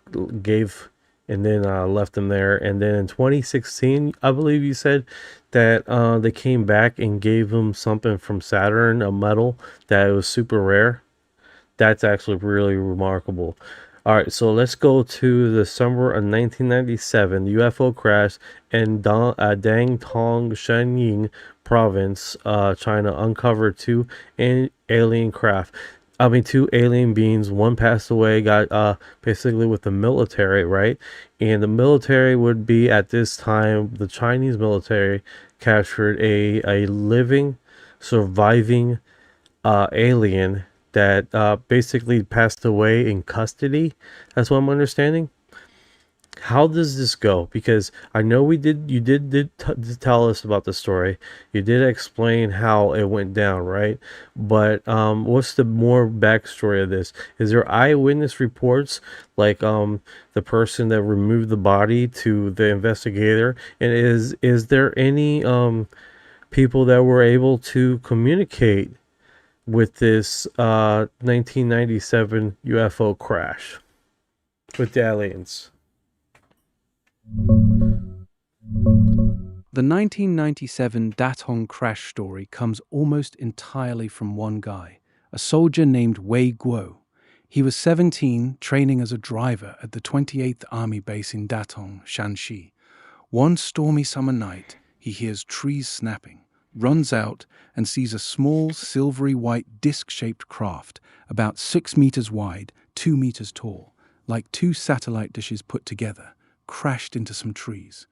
Right outside the open door are 2 small beings, roughly 1 meter tall, super skinny, completely covered in hair with mouse or possum-like faces. One looks dead or unconscious. The other is badly hurt but still alive.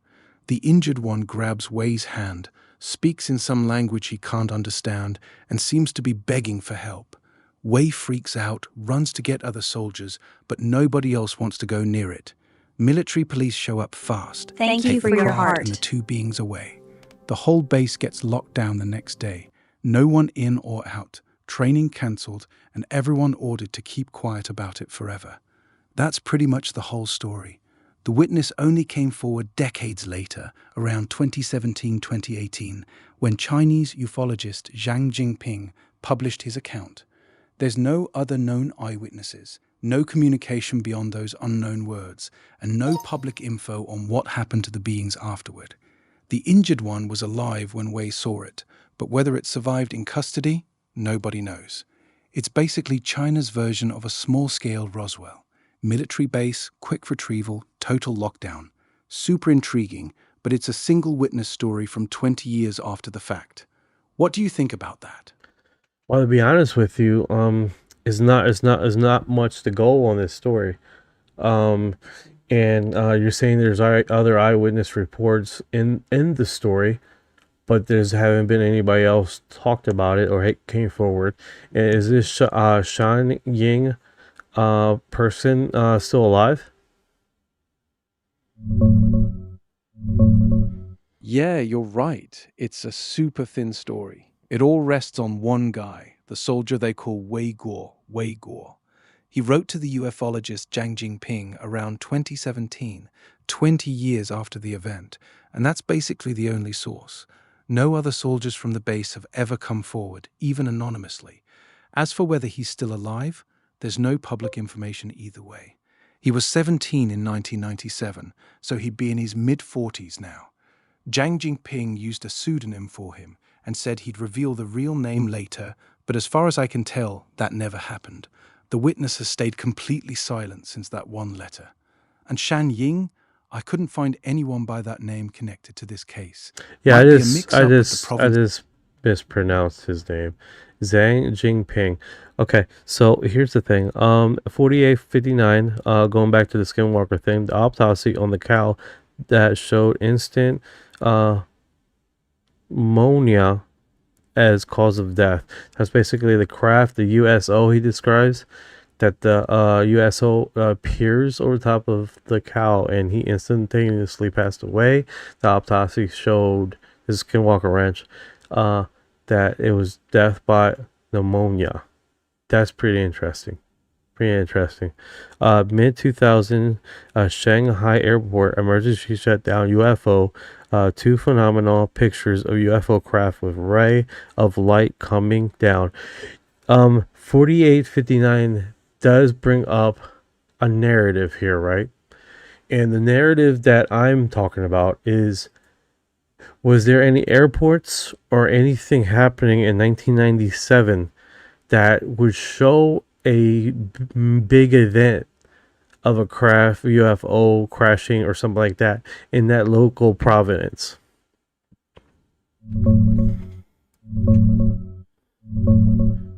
No, there were no airport disruptions or public radar reports tied to the 1997 Datong crash. The whole story comes from one soldier's account that surfaced 20 years Stop. later. He said it. Weather Okay. phenomenons. Yeah, the witness specifically said it was a stormy night with heavy rain and loud, continuous thunder. He thought the craft might have been hit by lightning, which caused it to crash into the trees at the military base. No airport shutdowns or big public radar events tied to this in 1997. The Weather. story stayed complete. Weather. 1997. Bad weather. Were there any bad weather during that time? Yeah, there was bad weather that summer. Datong recorded 16 thunderstorm days across all of 1997, and July is normally the wettest month there, with the highest chance of storms, averaging around 13 rainy days and over 100 millimeters of rain. The witness specifically described a heavy thunderstorm with loud, continuous thunder the night of the crash, which lines up with what you'd expect in July or August in that region. Northern China had its usual summer monsoon activity, even though 1997 was a weird year overall, with drought in the north and floods in the south. So the stormy night detail in the story fits the local weather pattern just fine. All right, so let's go to December 1999.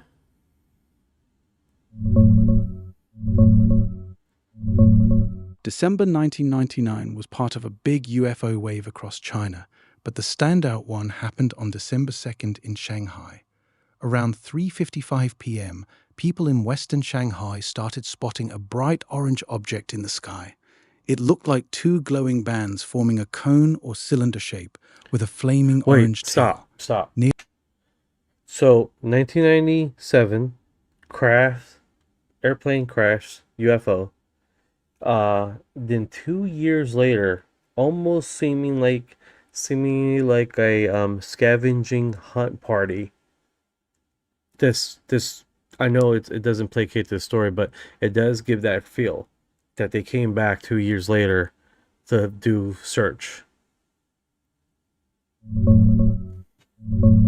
Yeah, I see what you're saying. The timing does feel suspicious. The Datong crash happened in the summer of 1997, and then 2.5 years later, in December 1999, there's a major UFO wave across China, including that well-documented sighting right over Shanghai. The Shanghai one on December 2nd, 1999, was seen by nearly 100 people, including a newspaper reporter and a former observatory researcher. It looked like a bright orange cone or cylinder with a flaming tail, hovered for about an hour and a half, and even got picked up by TV news with video footage. It happened again exactly a week later with the same shape and path. But here's the thing, there's no real connection reported between the two events. The 1997 story is a single-witness military crash with hairy, mouse-faced beings. The 1999 sightings were high-altitude objects seen by civilians in big cities, more like a classic daylight disk or rocket-like thing. No crash, no beings, no military lockdown. It does give that search party vibe, though, like they came back looking for their lost crew. That's a fun narrative, but the cases are pretty different in every detail. What makes you think it's the same group coming back? Roswell happened, then same kind of scouting party happened in nationwide that was shut down. That's not well reported. Almost seemingly having the same vibe in the States. Yeah, the parallel is interesting. After Roswell in July 1947, the US had a massive nationwide wave of sightings that summer, hundreds reported across dozens of states within weeks. It does feel like a search party response. In China, the 1997 Datong crash was a quiet, military-based incident in the summer. Then, in late 1999, over 2 years later, China had a real UFO wave. The big one was December 2nd and 9th over Shanghai. Bright orange cylindrical object with a flaming tail, seen by nearly 100 people, caught on video, reported in newspapers, even observed by a former observatory researcher. It hovered for over an hour both times. But the gap is pretty big, 2.5 years. Not as tight as the US 1947 wave. The Shanghai sightings were high-altitude daylight objects, nothing like a crash retrieval. Still, the timing after a supposed crash does make you wonder if something was looking for its lost crew. It's a cool narrative, even if the cases don't perfectly line up. What do you think? Coincidence or connected? I think my stupid camera likes to rotate randomly and piss me off. That's what I think. Alright, so I wonder if they were able to do a subjected better response in the encounter over here in the States than over in the 1999 event. Food for thought, right? I'm not, because here's the question here, right? Characteristically, this 1997 event were different creatures. They weren't the tall grays. I'm sorry, not the tall grays. The short little grays. There were rat-like people. So maybe this a longer response because in comparison of what they were, right? Connings Z33, what's going on, brother? How you doing? We're talking about China lore, bro. China UFO lore, man. This shit is wild, man. Holy cow. Okay. Coming back, sorry. All right, so hi. What's up? Yeah, go ahead. What I was saying is that What's up? the response and delay could just be associated with different species. That's how they would relay interaction, right? Yeah, that makes sense. Different species could have totally different response times. Some might show up within days, others might take years to react.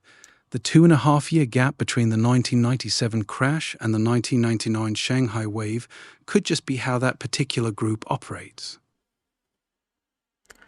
Yeah, assessing would it be dangerous to do a search or not do a search? You know what I'm saying?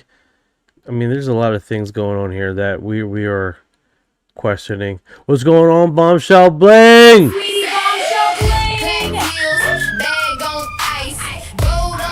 exactly. They He'd been watching from a distance first, trying to figure out if it was safe to come back and go there, assessing how much the military knew, how aggressive humans were. Could explain the long delay. Yeah, that could be it, man. That could be it. But it's definitely one of those strange narratives. All right. So here is Mr. KO's encounter with E.T., who taught him how to heal. So this, I want to say Mr. Chaos. Yeah, you're thinking of Cao Gong's case from December 1999. It's one of the most famous Chinese UFO healing stories. Around midnight, this 38-year-old school principal in Beijing wakes up to a noise at his 6th floor window. Two beings, male and female, about 5'6" and a bit shorter, with long heads, small round mouths, wearing tight silvery suits, are standing at the foot of his bed. They tell him, telepathically, they're doing an experiment, using one healthy human to channel cosmic energy to heal another human. They take him to their craft, where there's a sick teenage girl.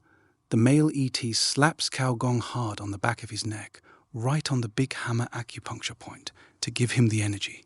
Cao then slaps the same point on the girl, and for about 5 minutes his hands are stuck to her, as dirty energy gets sucked out into some bottles.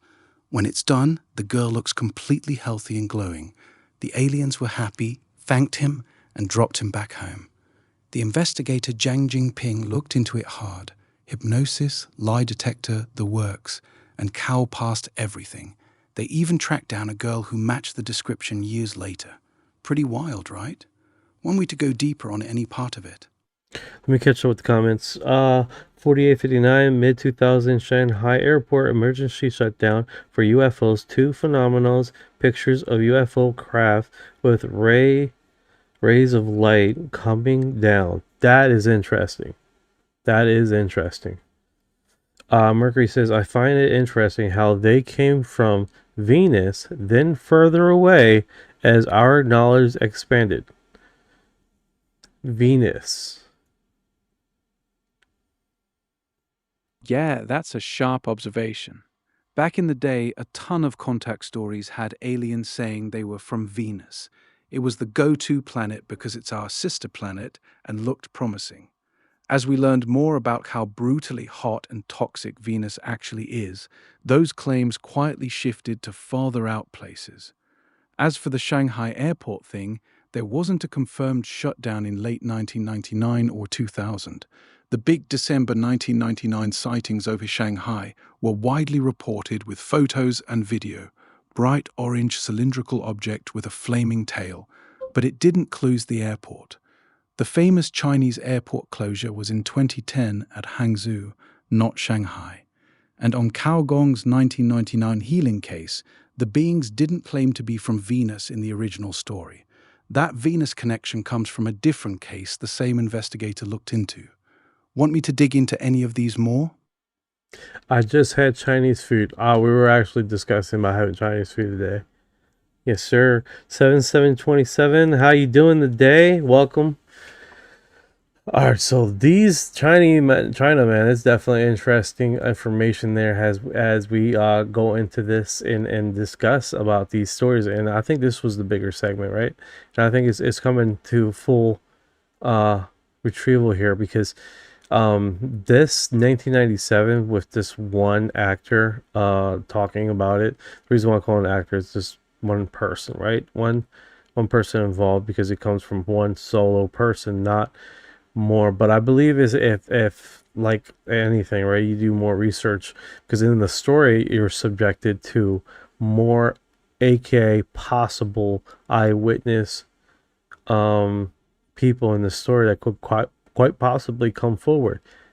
That being said, none has from the story or none has come out and confirmed his story, but that's quite a bit of information for one individual to basically take it upon himself to write it and send it in for investigation. That's pretty interesting itself. That being said, this 1997 UFO crash retrieval that came from this one military individual Did he ever had a lie detector test done on him? No, he never took a lie detector test. The entire 1997 Datong crash story comes from one letter the soldier, using the pseudonym Wei Guo, sent to ufologist Zhang Jingping around 2017, 20 years after the event. Zhang published the account, but there's no record of any polygraph, hypnosis, or formal credibility testing on this witness. Zhang did do lie detector tests on other famous Chinese cases, like Meng Jiao Guo. Oh no, you're good, man. You're good. 48 to 59. I'm messing up stories all the time. You're good, brother. You are good. There's just so many things going on in this community, man. It's hard to keep track sometimes. It's just what it is, you know. All right, so yeah, no. So I figured go ahead. I did that. That one was pretty interesting, right? All right, so this one comes from Matthew Brown discussing of intention of NHI interaction between different groups, abductions, and whether he sees UFO phenomena as positive or negative. Yeah, that's a good one. Want me to break down Matthew Brown's take on it?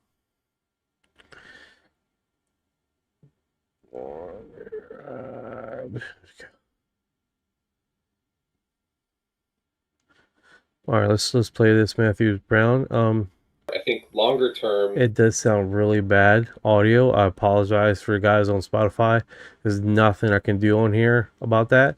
So Matthew Brown is on a podcast right now with Jeffrey Nicotali and Leslie Keene, a reporter. So let's see how this plays out. You know, I definitely am more concerned about the NHI intentions. Yeah. You know, that's a really broad bucket. So, you know, more you can narrow it down to specific groups of them. It seems at least some of them have been present on Earth for a very long time, but they do not maintain an open relationship with humanity, except for very discrete encounters with leadership and humans through the sort of abduction or experiencer modalities. And those certainly, you know, while some people claim to have very positive interactions, there's a very large amount that have the opposite, especially women, who seem to, unfortunately, you know, get the worst of it and over a very long period of time. So I'm very concerned about that. If it's true that there has been genetic interventions on humanity at certain points in our evolution, well, I would very much want to know what is the intent behind those interventions. What is being, you know, added, removed, suppressed, or enhanced in humanity, and for what reasons? You know, I don't have answers, but that's where, you know, this is a journey of discovery, right? And that's kind of where I am at is again, what are the long-term intentions of the NHI present on Earth towards humanity? All right, so that audio was horrendous. I do apologize. But I mean, I get what he's saying. The implications on the narrative. I did a few of these cuts with reposting. So what I'm gonna do is just keep it real clean for us here. Stick with maybe not that one. I might get flagged with that visual. Just do Like this. that, would that be? I think longer term, and then, you know, I pause it here. And what I'm going to do is I'm going to send the link to my buddy here, and we're just going to go through what they discuss, what initially will happen, and we keep it clean. You know what I'm saying? The audio. Sorry about the audio, guys. That was really bad. Yeah, that always great to see. No problem, Bombshell. It was great to see you too. Yeah, good to see you too. He has a crush on you, so you know.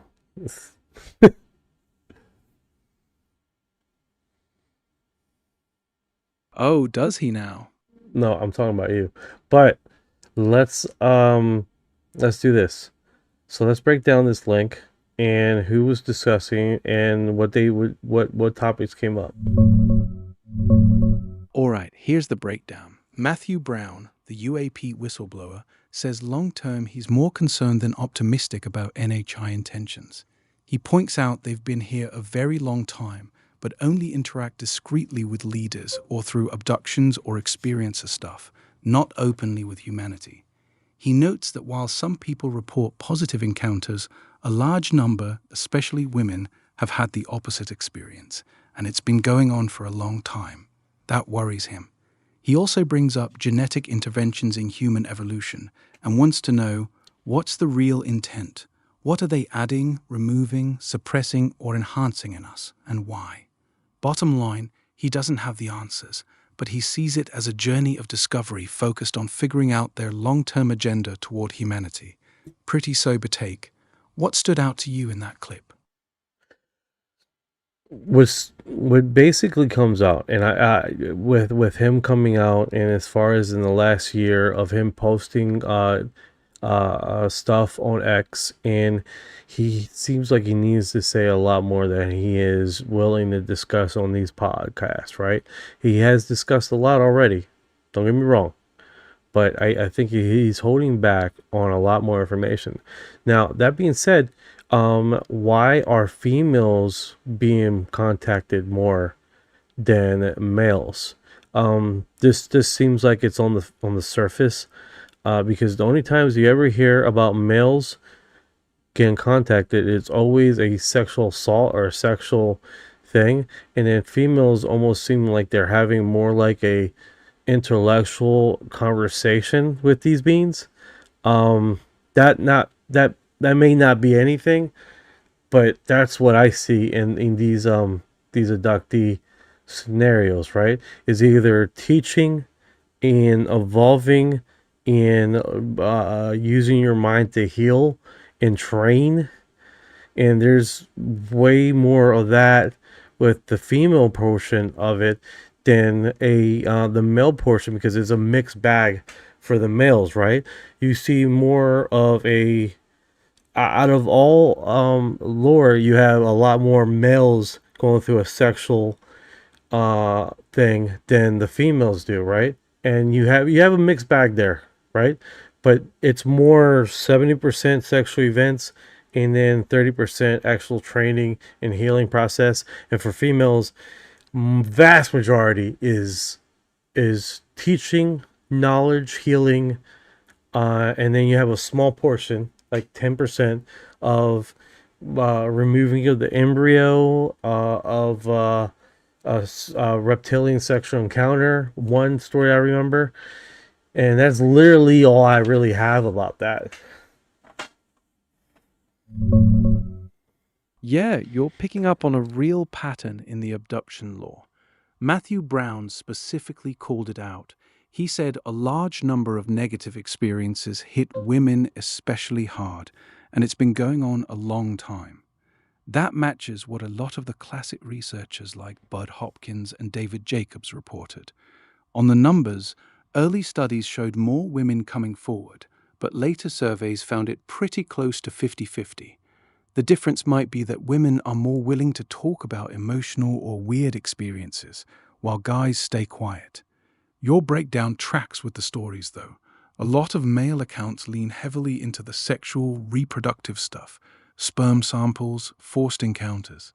Female accounts often mix that with the teaching, healing, or your special here's knowledge vibe, plus the whole hybrid baby program.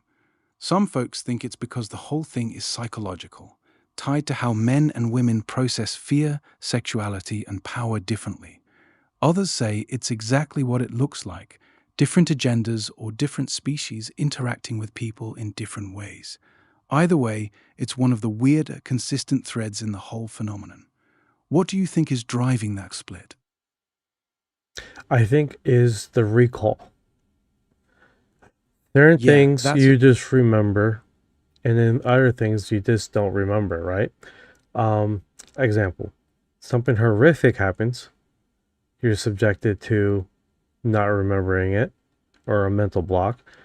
And if something good happens, or you're basically having a reaching orgasm scenario, I think you would probably tend to remember those better than being teaching how to heal somebody. So I think what happens is these events are all happening all at the same time, but the takeaways is by the perceived notion of the person that experiences is happening to, right? We have that basically 5 things happen, and your takeaways from out of the 5 things might be something that hits you hardest, right? A memory like, oh man, that was wild. And you just remember that. You see what I'm saying? Yeah, that makes a lot of sense. Trauma and intense sexual experiences tend to burn themselves into memory way deeper than calm teaching or healing sessions. So even if both happened in the same encounter, the person is way more likely to remember and talk about the part that emotionally or physically hit them the hardest. That could easily create the split you're seeing. Guys remembering the sexual stuff more vividly, women remembering the teaching or healing parts more clearly. The actual events might be more balanced, but the recall isn't. It's a really good angle. The memory itself might be filtering what we hear about. That could be it. Prime suggested it was like most people remember a good nut. I think everyone could remember busting a load than others' past memory that is long gone. That could be quite possibly it, right? If these encounters do not proceed with a final destination of ejaculation, we might not see a recall memory as strong as for a female that might had that happen and never made it to the climax zone. So that could be possible too.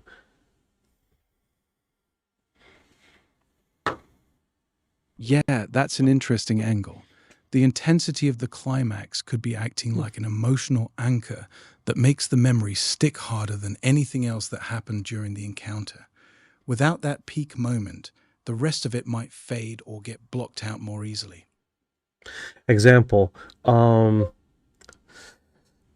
on earth did we talk about? All right, so that being said, emotional encounter that anchors you in memory, right? So you had Whitney Strieber that specifically remembered something horrible happening to him, right? And it wasn't until the alien or the whatever creature, said, "What can I do to help you? What can I do to help you?" And his instinct was to say, "Let me smell your hair," I believe, or "Let me smell your skin." And at that moment, when he smelled the other being's hair per se or skin, it settled him down. And he remembers that event very vividly from all the other encounters. Now, that could have been what we will call an anchor to remembering the incident in which he stayed in of that incident. So many things could have happened during that event, and this did not stick with him like this event happened, because it placates to what you were saying, something that would anchor that memory in that event. Yeah, exactly. That smell became his emotional anchor. Even though the situation was terrifying, that one moment of comfort locked the memory in way stronger than anything else that happened. It's a great real-world example of how a single intense emotional spike can dominate what someone remembers from an encounter. Yeah, so that is definitely interesting how this placates to how people recall and remember things, right? It extends to that. A lot of things could have happened, and because of the emotional turmoil, and in that moment in which he calmed down was the moment in which he smelled that creature's hair. Is very interesting, right? To see cross-reference how people interact with certain things in situations and what they are drawn out and what they remember is definitely a unique perspective, because that goes back to explaining why there's 5 people abducted, and every scenario, even though they probably all did the same thing, had different experiences. Thank you for the love. Let's dance. Yeah, exactly. Thank you, thank 5 you. people can go through the exact same abduction, but each one walks away with a completely different memory because their emotional anchor was different. One person might lock onto the terror, another onto the sexual part, another onto a kind moment like Whitney's smell, and someone else might only remember the teaching or healing part. The event could be identical, but the memory each person carries is filtered through whatever hit them hardest emotionally. That's why you get such wildly different stories even from the same encounter. The experience itself might be consistent, but human memory isn't. It grabs onto the emotional peak and holds on tight. Let me catch up with the comments here. Let's see here. Skywatcher, welcome. Never thought about that. Interesting. Slipper Sam says ally or ally. Okay. Let's see here. I think everyone could remember busing a little. Okay, I read that one. What on earth did they talk about? Hug. I mean, this is a hug. He should have said, I wanted $1 million. Hell yeah! Give me the $1 million. Try to explain that to the taxes. Hell no. Good information. I appreciate 7727. Probably too many sevens. Yeah. 4859. Usually with abduction cases, they have to be hypnotized to remember everything. That's interesting you said that. Whitney Strieber remembered some scenarios, but was more in denial until he got hypnotized. So that is a thing. You're right. 7727. Yeah, but what did it smell like? Amanda, what did it smell like? Chicken? Okay. Sorry. Okay. You don't need an encounter to have a casual effect. Hey. All right. So what did the hair smell like when he sniffed it? Did it smell like a type of cologne? What did he describe? Flowers? Was it a woman smell?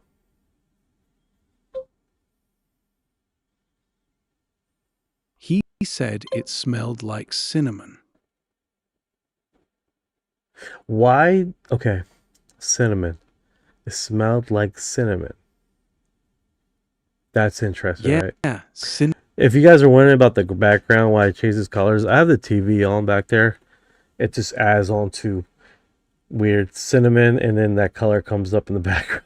It's just a coincidence. Pretty cool, though. Cinnamon. Is there any soap for... I mean, is there anything that you can buy in the store that will make your hair smell like cinnamon? Yeah, there's a bunch of cinnamon-scented shampoos and conditioners out there. Brands like Herbal Essences, Bath & Body Works, and even some natural lines make cinnamon or cinnamon vanilla hair products. So it's not that crazy that an alien's hair smelled like cinnamon. Could have just been their version of shampoo. Chris is like, I don't need an encounter to have a casual effect. Oh, I thought you like a casual encounter. Miss K, thank you for all the time, effort you have dedicated. Eric, nice. Old Spice, of course. Old Spice. Cinnamon, nice. All nice, yeah, right? Old Spice, my father must be an alien. Good stuff. Yeah, that's... Yeah, good stuff. Maybe they were making snickerdoodles. That sounds delicious, actually.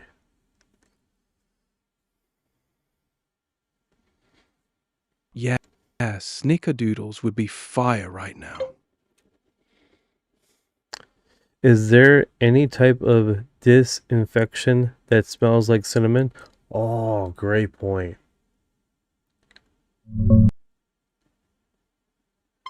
Yeah, right? So is there any cinnamon disinfection thing that smells like cinnamon? Yeah, there are a few. Zoflora makes a cinnamon disinfectant spray, and some hospitals use cinnamon-based cleaners because cinnamon oil has natural antibacterial properties. So it's not just shampoo. It could literally be their version of cleaning solution. That is a really cool perspective there. That is wild. Yeah, it is. So she had like cinnamon oil in her hair and probably on her whole body. I just imagine cinnamon and coconut. Yeah, cinnamon and coconut would be a nice combo. Everything nice. All right, let's check out this part right here. This is it active consult on the government UFO releases? Stuff right now with the U.S. government, and it's just the beginning. I think we should get some of that in the show. I do remember we talked about a lot of Bigfoot ideas in this show, and the UFO stuff, I think that'd be a really good idea as well. I think there's a lot of places we can go with the show, but yes, as far as that topic, yeah, there's a lot more coming. This is just beginning. Holy crap, that's cool. I'd love to get your opinion on the declassified UAP files we've gotten in the last few years, just because I think you're an interesting person to talk about that. It's a big deal. I'm an active consultant on all of that stuff right now with the U.S. government, and it's just the beginning. I think we should get some of that in the show.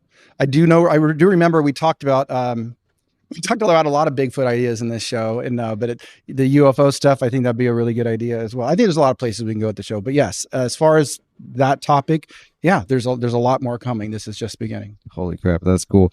I'd love to get your. So all right, so you guys know, I think that's Tom DeLonge. Yeah, Tom DeLonge, that did the documentary. I believe he's the one that did the documentary.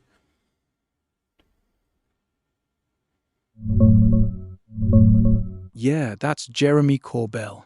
He's the investigative filmmaker who broke the story with George Knapp on their Weaponized podcast.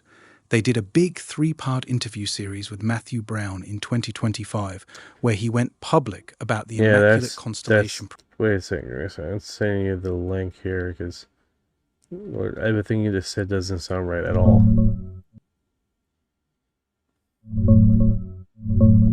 Yeah, you're right. That didn't sound right. I mixed up the names. The whistleblower we've been talking about is Matthew Brown, the guy behind the Immaculate Constellation report. He's the one who came forward in 2025, did the big interviews with you said again. Let me put that in there. Yeah, Tom DeLonge just said it out loud. In a recent interview, he straight up called himself an active consultant with the US government on the current UFO file releases. He said there's a lot more coming, and this is just the beginning. It's from a clip that dropped yesterday, and it's blowing up. Some people are hyped, others are skeptical as hell, calling it a psyop or questioning why a rock star's advising on declassification. But he said it clear as day. Want me to play the clip for you or dig into what people are saying about it? I dig on what people are saying about it. I just played the clip, but I do get the cinnamon. Fuck. I do get the cinnamon again. I do get it. I do get what people are saying. It makes sense. Why is there a musician talking about this UFO stuff? And basically has changed the narrative in which we talk about it. Why is not Dr. Sheehan, that has a degree in the hell's it called? That's been in the UFO topic for forever. Was it a government lawyer talking about this and being advised?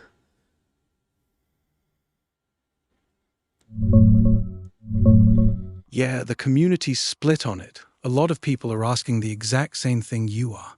Why is a rock star from Blink-182 the one consulting on government UFO file releases instead of someone like Daniel Sheehan, who's been a heavyweight UFO lawyer for decades with serious legal and disclosure creds? The reactions break down like this. Skeptical side, tons of people are calling it weird or straight up suspicious. Comments like, How the fuck is Tom DeLonge advising on decades of classified stuff? And this has to be a psyop. They argue it makes the whole thing look unserious. Defending side. Others point out that DeLonge has been grinding at this since 2015. He built real connections, Podesta emails, high-level military folks, helped get those Navy videos out in 2017.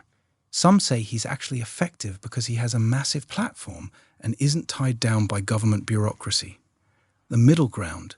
A few are like, unverified claim, but he's been weirdly right before. You're right that Sheehan has way more traditional qualifications for something like this. The difference seems to be that DeLonge positioned himself as the guy who could publicly push the conversation forward through entertainment and media, while Sheehan works more through legal and institutional channels. It's a fair question, though. The optics are definitely strange. What do you make of it? Well, like I initially said, I think at the end of the day, it's like it seems like they just go along whoever has more social media presence.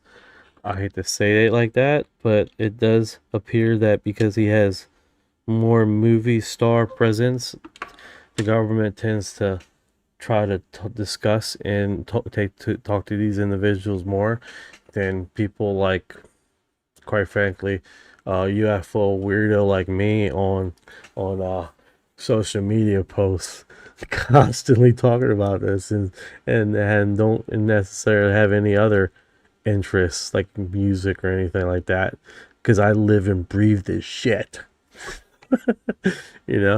But I think that's basically the premise of it.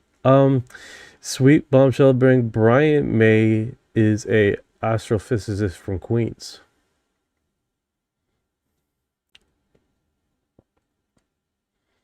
Yeah, exactly. That's the frustrating part for a lot of people who live and breathe this stuff. The government seems to gravitate toward people who already have a big public platform. Musicians, actors, athletes, because they can move the needle with millions of followers in a way that a dedicated researcher just can't. Brian May is a perfect counterexample, though. He's both a rock star and a legitimate astrophysicist with a PhD. So when he talks about this stuff, he brings both the fame and the actual scientific credibility. That's a rare combo. You're right, though. If you're just a hardcore researcher grinding away with no mainstream fame, you're basically invisible to them, even if you know way more than the celebrity they end up talking to. It's not fair, but that's how it seems to work.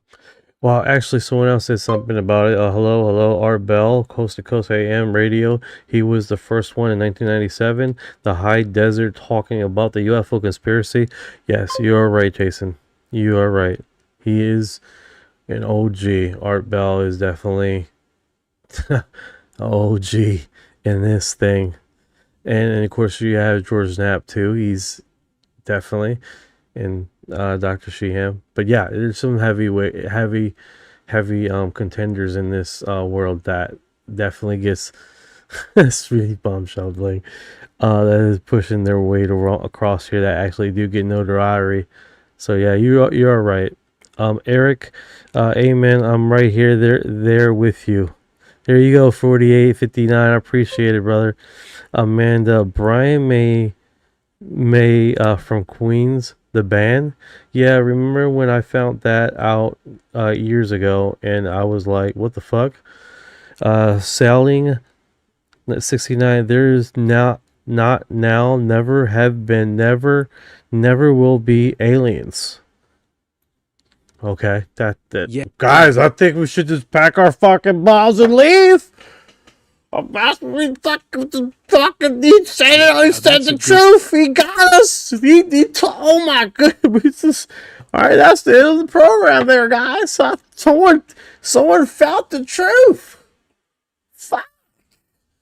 I'm just fucking with you, man. He's the original gangster. No, 100%.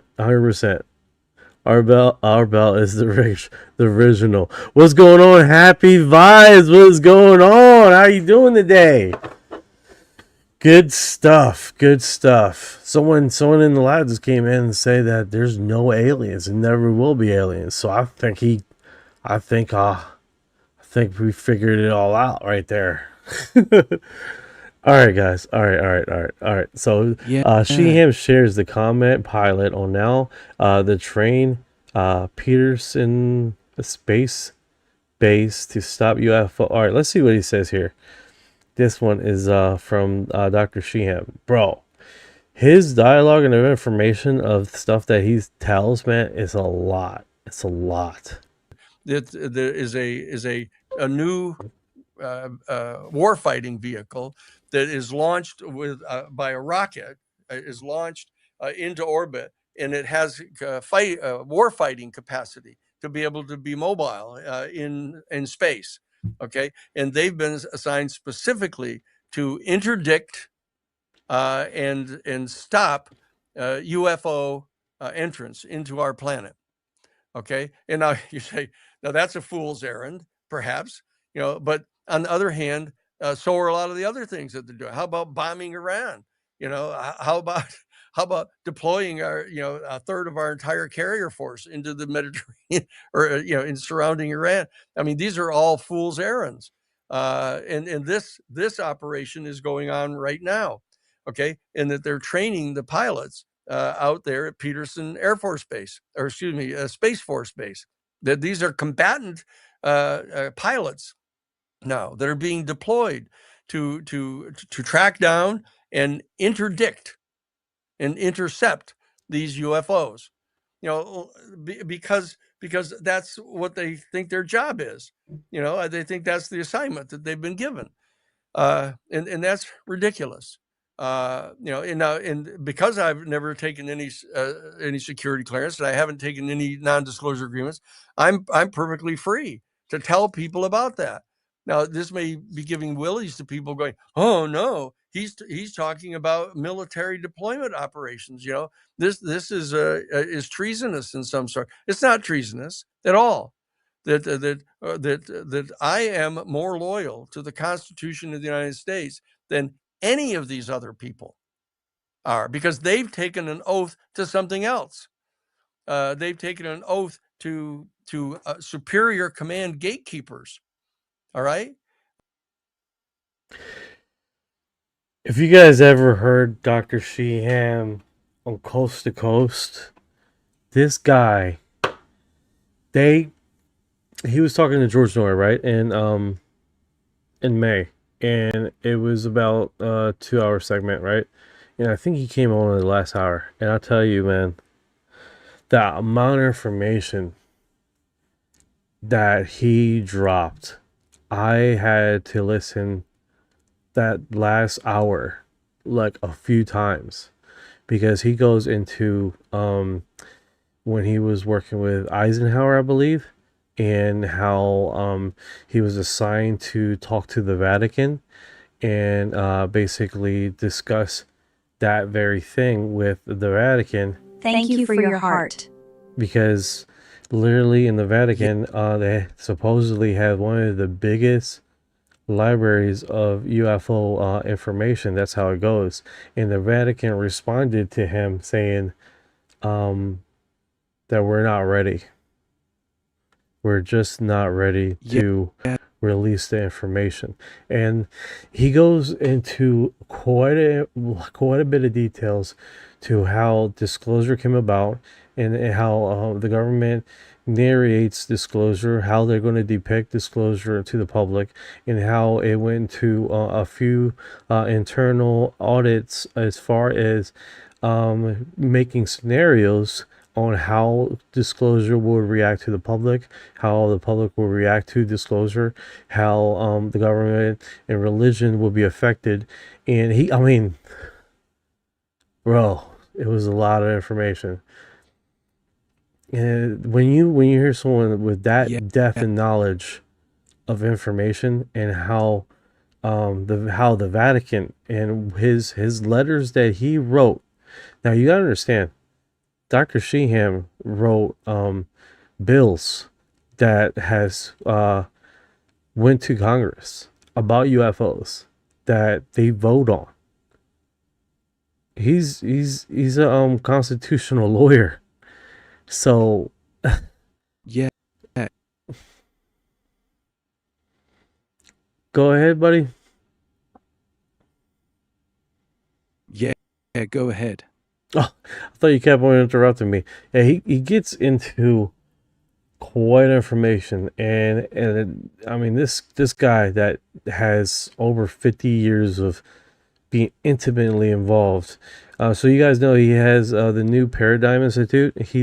I believe he's the co-founder. I could be wrong about that, but he goes into some wild stuff. Thank you for this subscription. I appreciate it. I have found the episode I watched last night and sent it to you ASAP. Most definitely. Thank you, Sweet Bomb Shell Bling. You guys bring in some crazy and perspective information that I never seen before, and I appreciate that. And messaging and things that you guys find in a new, different perspective. And I think this is what it's about, right? Us getting together like this and discussing this very thing and getting into new perspectives and research that you may be doing. There's a few people in the audience that are actually the legitimate sky watchers that they go out every night and they look into the skies and they catch stuff every day, way better than what the government has been dropping, right? And they are intimately involved in this subject quite a bit. And they do what they do best.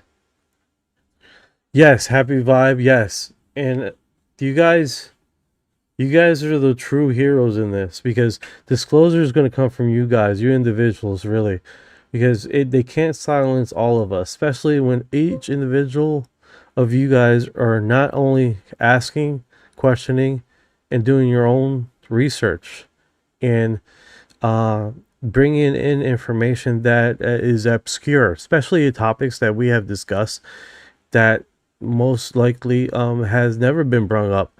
Thank you for that. What was that? Sweet Bombshell Bling. Thank you so much. And that's just the nature of the beast, right? We're all in this together, and we're pushing this narrative together. And of course, we are the what is it called? The unsung heroes of disclosure that has bringing it to light.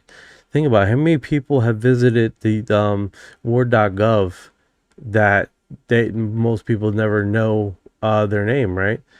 It's us. I mean, we're the ones going to these websites. We're the ones talking about this. We're the ones doing the research. We're the ones questioning and subjecting and putting their feet to the fire and educating ourselves. We're doing it on our free time every day, you know. So what's going on, Raymond? How you doing today? Yes, sir. Yes, sir. If you guys have an opportunity to follow Raymond, he's definitely interesting, man. He's out there on his boat with his shirt off all the time. Very, very sexy. Very sexy. Just to let you guys know that, you know, I'm a Meyer spectator. This is fucking doctor aren't smart, they're just high educated. 100%, man, 100%. And I think that's the biggest thing, right? Is that when you have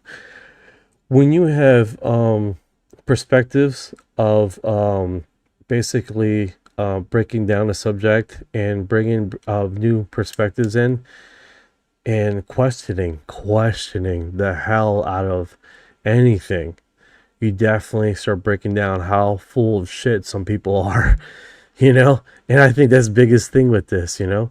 And that's why I try to keep as informed as possible, because I truly Dr. Sheehan maybe have the full picture of it, and but literally went and pushed this narrative as much as they could, right?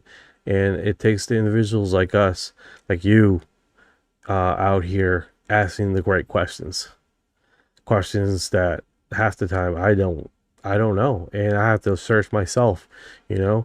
People that have a encyclopedia of UFO encounter events that is just like, bro, 100%, Raymond, 100%. We are disclosure, right? And it's so true, man. Photograph E7 says, I am a BMA and I'm smart. There you go. Dr. Phil is not a doctor. There you go. There. Yeah, there you go. I got the insider scoop, okay? I'm gonna let you guys know. And then half the shit he says is like, if you did, you wouldn't have said that where you just said this now. So I thought, have to Yeah, that's a good one. kill. I thought, all these years, there were just drunks, okay, talking about UFOs and being abducted from the bar, okay. But now, just recently, we have military people, okay, talking about UFOs. You're like, okay, first of all, that's not the case. That's not the case. That's never been the case. You have military people talking about this way before you ever. Oh my goodness. Dr. Phil wants everyone to think he's smart. There you go. He's alien walking around among us. He didn't look good like a few months ago. He was really pale. We are Venom. Amanda. This is random shit. This is fucking crazy. Okay. Oh god. Okay, I sent you a picture I captured. Cannot explain it right now. Outside my house. He cured my athlete's foot. Dr. Mackey, Dr. Phil. No, but you guys are definitely the ones that push this narrative forward and ask the right questions. I mean, you guys are a smart group out there. I tell you what, man. God, this is a smart ass community, and I mean that with all integrity in the world, bro. You guys, very, very intelligent. Someone said we are aliens or something. I said I was Venom. Oh, okay, all right. I just missed the part, the end there. Trump is a moron. There you go. All right. So, yeah, he definitely has a great information, man. If you ever have okay, so this one, it looks like it's News Nation, right? And this down here looks like Beatrice that has put way too much makeup, eyeliner around one eye than the other, and it looks very strange. Way too much eyeliner on one eye than the other, so it looked like she put up her makeup way too fast. And so if you guys are wondering what the hell I'm talking about, let me open this up. And you can see this it's having an off day for Beatrice. All right, so you guys know Beatrice led a report called Transients in August 2025, and the report was peer reviewed, right? And the report was peer reviewed, and it cross referenced that peer review report to UFOs that were basically spotted across nuclear sites. So this woman she's badass, bro. She is badass, bro.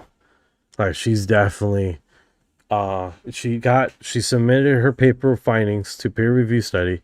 It passed peer review study. Is one of the first reports that I know that legitimately was submitted for peer review study and got it basically signed and delivered. It was pretty badass. And a lot of her colleagues that literally was telling her, don't do this, don't do that. And she found a hidden gem, right? Among, now you guys gotta remember, the report all stems back before 1957, when we didn't have satellites in the skies. Nothing in the skies at all. And literally, then she did this. This was super unique. She cross-referenced that with known UFO sightings across nuclear test sites. Okay, so that is really wild in itself. Okay, and here's the thing across that. She had all that in the data. Now, why did she call it transients and not UFOs? That's another question that brings up, right? The reason why she calls it transients is because these objects that were in the sky would basically disappear and reappear at certain points. And she did find illumination. I fucked that word all up. She did find a connection that these transients will show up 75% more when we were doing when we were doing nuclear testing, which is wild, absolutely wild.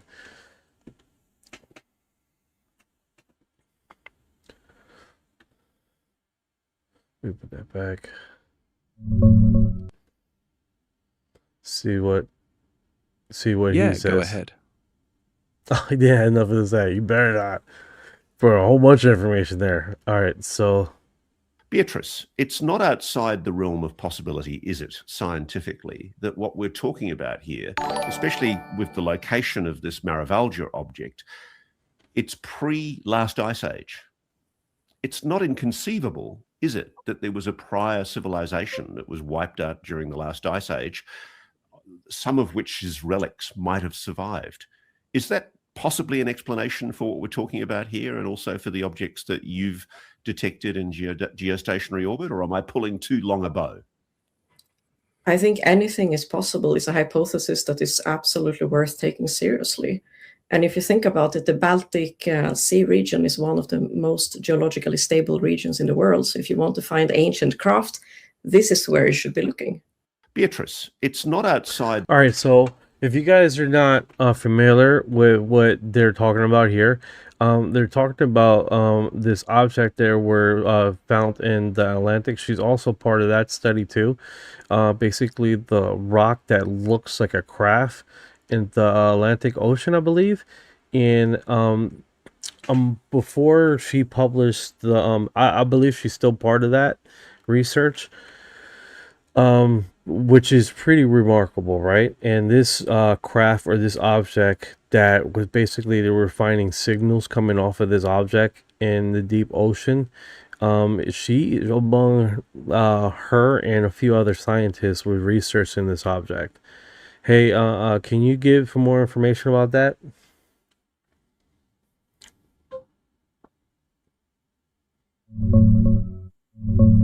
Yeah, you're talking about Beatriz Villarroel. She's the astronomer behind the Vasco project, who published those peer-reviewed papers in October 2025 on the transients, mysterious star-like flashes captured on 1950s Palomar observatory plates before Sputnik. Her study found these transients appeared way more often, about 45 to 68% more, right around nuclear tests, and they also correlated with UAP reports.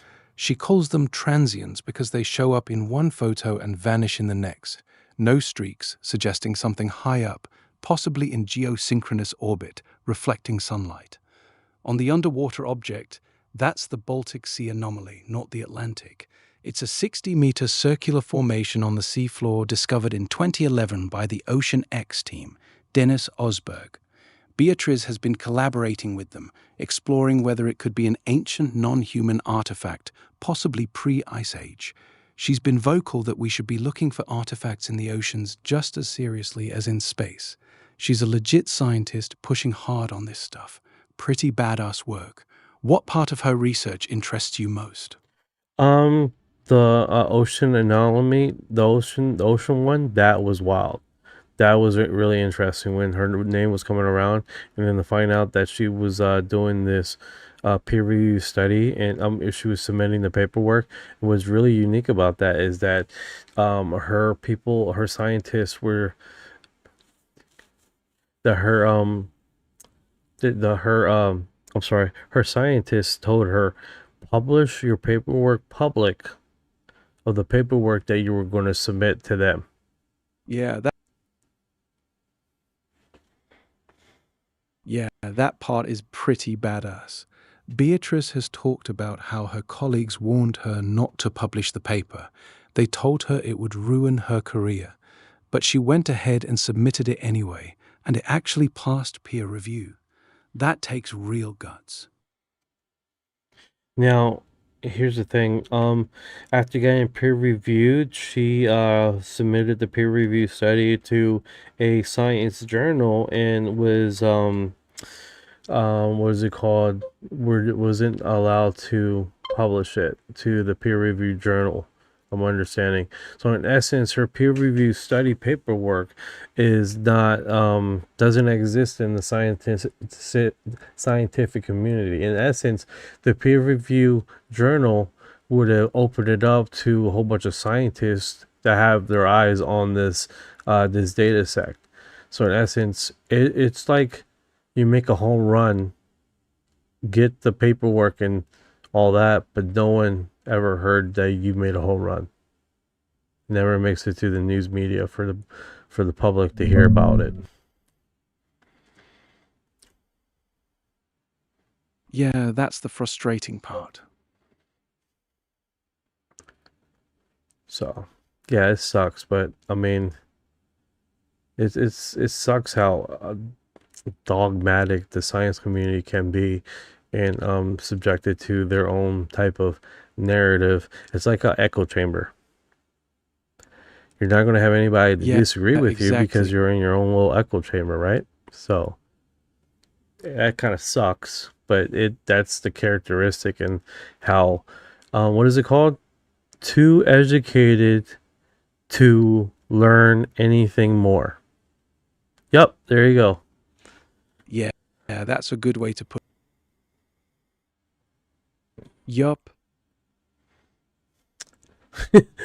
Yeah. Okay, so let's see here. Let's catch up with the comments here. The photo I sent you was over the lake. I appreciate Swing Bombshell. I can't get into the comments. It won't log me in. I don't know why. Like I'm trying to get to your thing as audience control, log in. I try to log in, it won't let me log in. I don't know what's going on. That's strange. I thought I got on here before. Go ahead. I don't know what's going on. TikTok is acting funny. They look like they're leaving me alone for now. But I was suspended like this a few days ago on my primary account.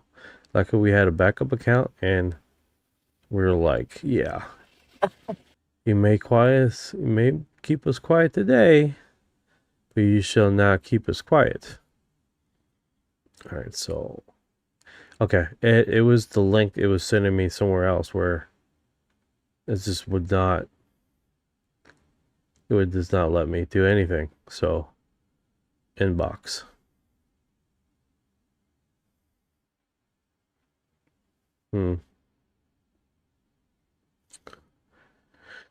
Let me see here where we can. You said you sent it in my inbox.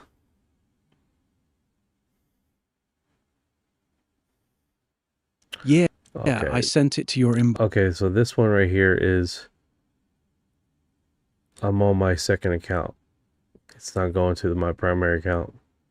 All right, so whenever I log out of Yeah, you know what? Weird. Hold up. I got a cell phone. I should use my cell phone. And then I do it like that. Brave farts. Yeah, go ahead. I'm gonna shut him off. He sounds like he's going into like a. I was following these YouTubers, man, the ones that go live streaming and all. Yeah, I'm logged into my second account. Let me go to my primary, and we are basically. Let's see if this works. Meanwhile, scientists have discussed about ghost species, a total unknown species, which makes up 20% of our human DNA. This ancient unknown species interbreeded with us 300,000 years ago and is responsible for our sudden growth in intelligence, consciousness. We are hybrids. Yeah, so this new researcher, oh, little birdie there. Oh, little birdie. Little birdie. I'm looking at the AI. Sorry, guys. Okay, so Science has discovered. All right, let's check this out. This one is Yes, talk about the ghost DNA. Okay, so for people that who are like wondering if it's a Casper situation, ghost DNA.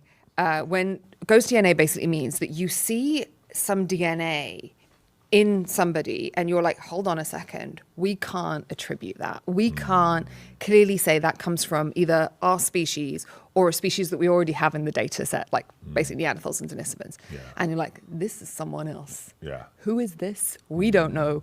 They're a ghost species. And some people have put forward this fascinating model, this fascinating proposal that 20% of our DNA.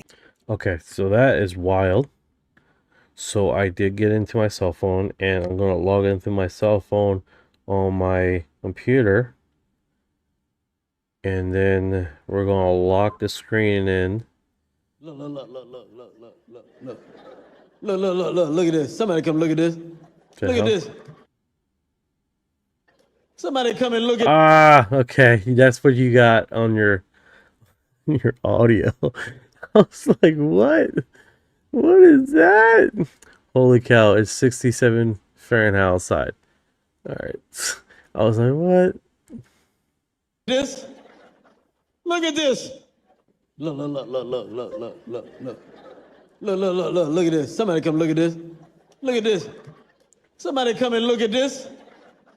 Look at this. Look. So that is really wild.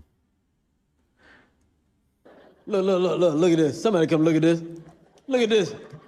Somebody come and look at this. Look at this. Look. Yeah, that is pretty wild. So you guys know this is Sweetie Bombshell Bling. She has the intro here. And she has a TikTok channel, and she posts is this the one? Is this the one you're talking about or no?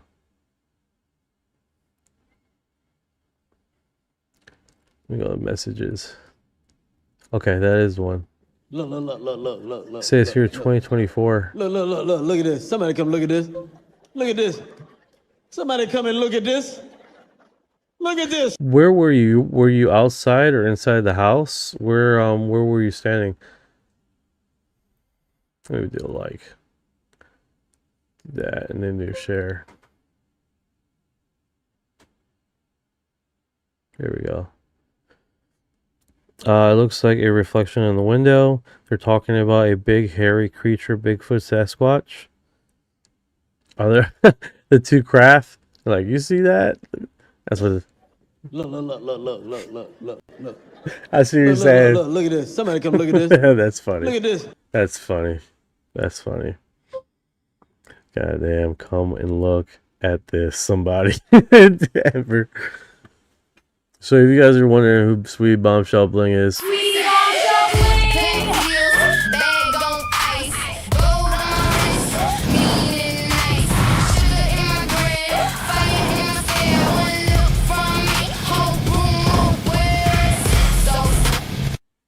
so pretty cool, man. Pretty cool. That is definitely, I've never seen nothing like that before. Somebody come and look. That looks really wild.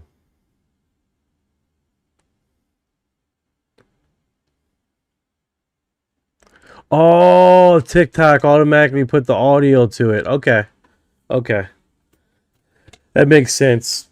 Yeah, TikTok, man, sometimes screw my stuff up where it's like crazy loud and I don't know why. And I didn't remember ever putting music on there. And then I get a stream of comments on my video. And here I am thinking like, oh man, my video went viral, oh my god.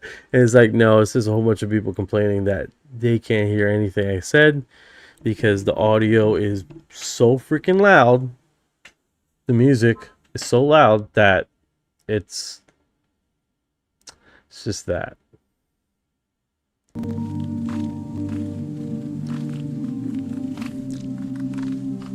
Thank you for the heart, guys. I appreciate it. We're literally 2 hearts shy from having 10 hearts. That would be wild. Around 3 a.m. Central Standard Time. Man, you are out there. That is Was it cold out there? Because that, oh my goodness. That is wild. That is wild, guys. I tell you what. And it goes back to saying, man, you guys are the ones that do this shit every day and finding stuff. Meanwhile, I'm over here, 2 kids being awesome dad of the year. Good times. All right, so this one is a particle of thought, right? And this basically podcast has basically they're discussing about these what they're saying is an alien species. Well, they're not saying alien species. What they're saying is that there was a creature that it was introduced about to our species about 300,000 years ago, that we inherited quite a bit of our brain DNA through them. The development of our brain came from that species. Now, I could be wrong, but I do believe that the caveman brain was actually a lot bigger than ours. A lot bigger than ours, which a lot of people did not know that. That they actually had a quite big brain. Hey, the cavemen, did they have an actual bigger brain than us? Yeah, Neanderthals, the classic cavemen, actually had slightly bigger brains on average than we do today. Theirs averaged around 1,410 to 1,450 cubic centimeters, while modern humans sit at about 1,330 to 1,350. Oh, you gotta update that. You gotta update that. We actually, it was a recent report that our brains actually shrunk in conference recently, around that 1,200 mark. Yeah, you're right. Modern human brains have shrunk compared to our late Pleistocene ancestors. Those early Homo sapiens averaged around 1,450 to 1,500 cubic centimeters, while today we're sitting at about 1,300 to 1,350 cubic centimeters on average. That's a drop of roughly 150 centimeters, like losing a tennis ball's worth of brain volume. Neanderthals were right around 1,415 centimeters, so bigger than us now, but pretty close to those ancient humans. The shrinkage seems to have happened sometime in the last 10,000 years or so, though scientists still debate the exact timing and why. Maybe better social cooperation or offloading knowledge to tools and culture. Quality over quantity, I guess. Yeah, people have described it's like, well, maybe it's because our brains were more optimized than our ancestors. There's an argument for that, right?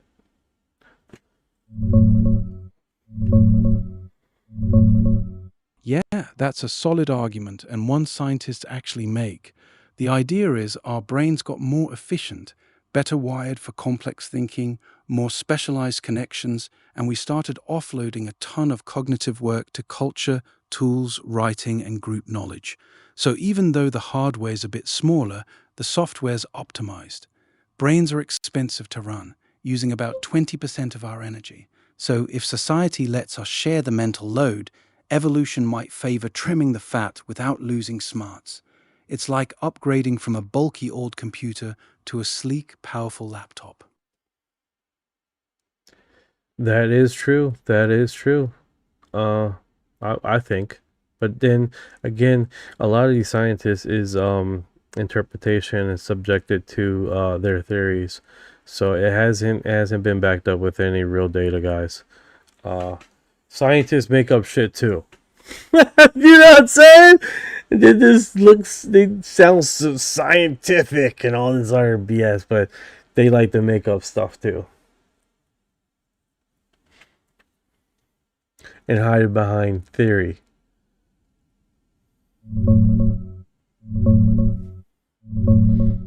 You're spot on, man. A lot of this is interpretation layered on top of limited fossil data, and scientists absolutely push their favorite theories. The more efficient brain idea sounds clean, but the actual evidence is messy. The shrinkage itself, about 100 to 150 cc smaller than late Ice Age humans, shows up in studies going back decades. But the why? That's where it gets speculative. One popular take is that complex societies let us share knowledge, so individuals didn't need as much brain real estate. It's a nice story, but it's still a hypothesis, not proven fact. You're right to be skeptical. These aren't hard lab experiments. They're educated guesses from skull measurements and evolutionary models. The data's real, but the explanations often outrun what we can actually test. All right. Comes from a ghost. Yeah, image. exactly. What, The measure- 20%. What? Who are like, wondering if it's a Casper situation. Ghost DNA, when ghost DNA basically means that you see some DNA in somebody and you're like, hold on a second, we can't attribute that. We can't clearly say that comes from either our species or a species that we already have in the data set, like basically Neanderthals and Denisovans. Yeah. And you're like, this is someone else. Yeah. Who is this? We don't know. They're a ghost species. And some people have put forward this fascinating model, this fascinating proposal that 20% of our DNA comes from a ghost lineage. What, 20? %. Wow, because I know with Neanderthal, we're talking about less than 5, right? Like 3, 2. Yeah. I mean, I'll be honest, this paper is so explosive right now that a lot of us don't know what to do with it. And it's worth saying that it's still at the early phases. Right. But it's coming from some really big names. And this would be an unknown species? Yes. Wow. And the dates are really interesting and what they're attributing to that DNA. So basically what you're talking, it's fair to say we're slightly hybrid, right? We're slightly hybrid, a little bit of Neanderthal, Some of us more than others. Yeah, exactly, 100%, right? A little bit here, a little bit there. But what they're saying is we are hybrid. So what they're arguing is 1.5 million years ago, you had population A, population B. Right. Population A is where we come from. It's where the Neanderthals come from as well. Population B is just ancient, right? Extinct now? Absolutely. Except that then somehow they reconnected 300,000 years ago. That number rings a bell. Do you see why this is exciting? Do you want to tell them or? You tell the origin of Homo sapiens. Yes. What? We are hybrid. Do you understand why we're like, we don't know what to do with ourselves? What? And oh my God. That's and they're arguing that their models are showing a 20% infusion from population B. So this ancient human species who, when you said, are they extinct? I mean, technically, but also technically. Yeah. But we're mules. Right. Well, we're kind of really functional, really like quite good at, procreating mules. And what they're actually showing is that the infusion of this 20%, that they think it had neurogenesis. The genes, a lot of them were related to neurogenesis. So you're talking about brain stuff. Yeah, so define neurogenesis. So basically neural genes that are related to neural activity. And so effectively what we're talking about is that infusion of DNA around 300,000 years ago. It was related to... It might have helped us with brain function. Wow. The awakening. That is really remarkable. And I think at the end of the day, man, we are discussing that very thing constantly, right? The awakening, the romanticizing of intelligence, developing up into what we believe is what we currently, our standards is Homo sapiens, right? And I think at the end of the day, man, we are definitely pushing that narrative every day, with subjectivity, with questioning, with our interpretation, and literally this segment of that is a lot, right? That something comes from something else and developed us as beings and push along our intelligence further along than initially thought, right? And now that is pretty wild, right? Oh, that 10% thing has been debunked. That we only use 10% of our brain.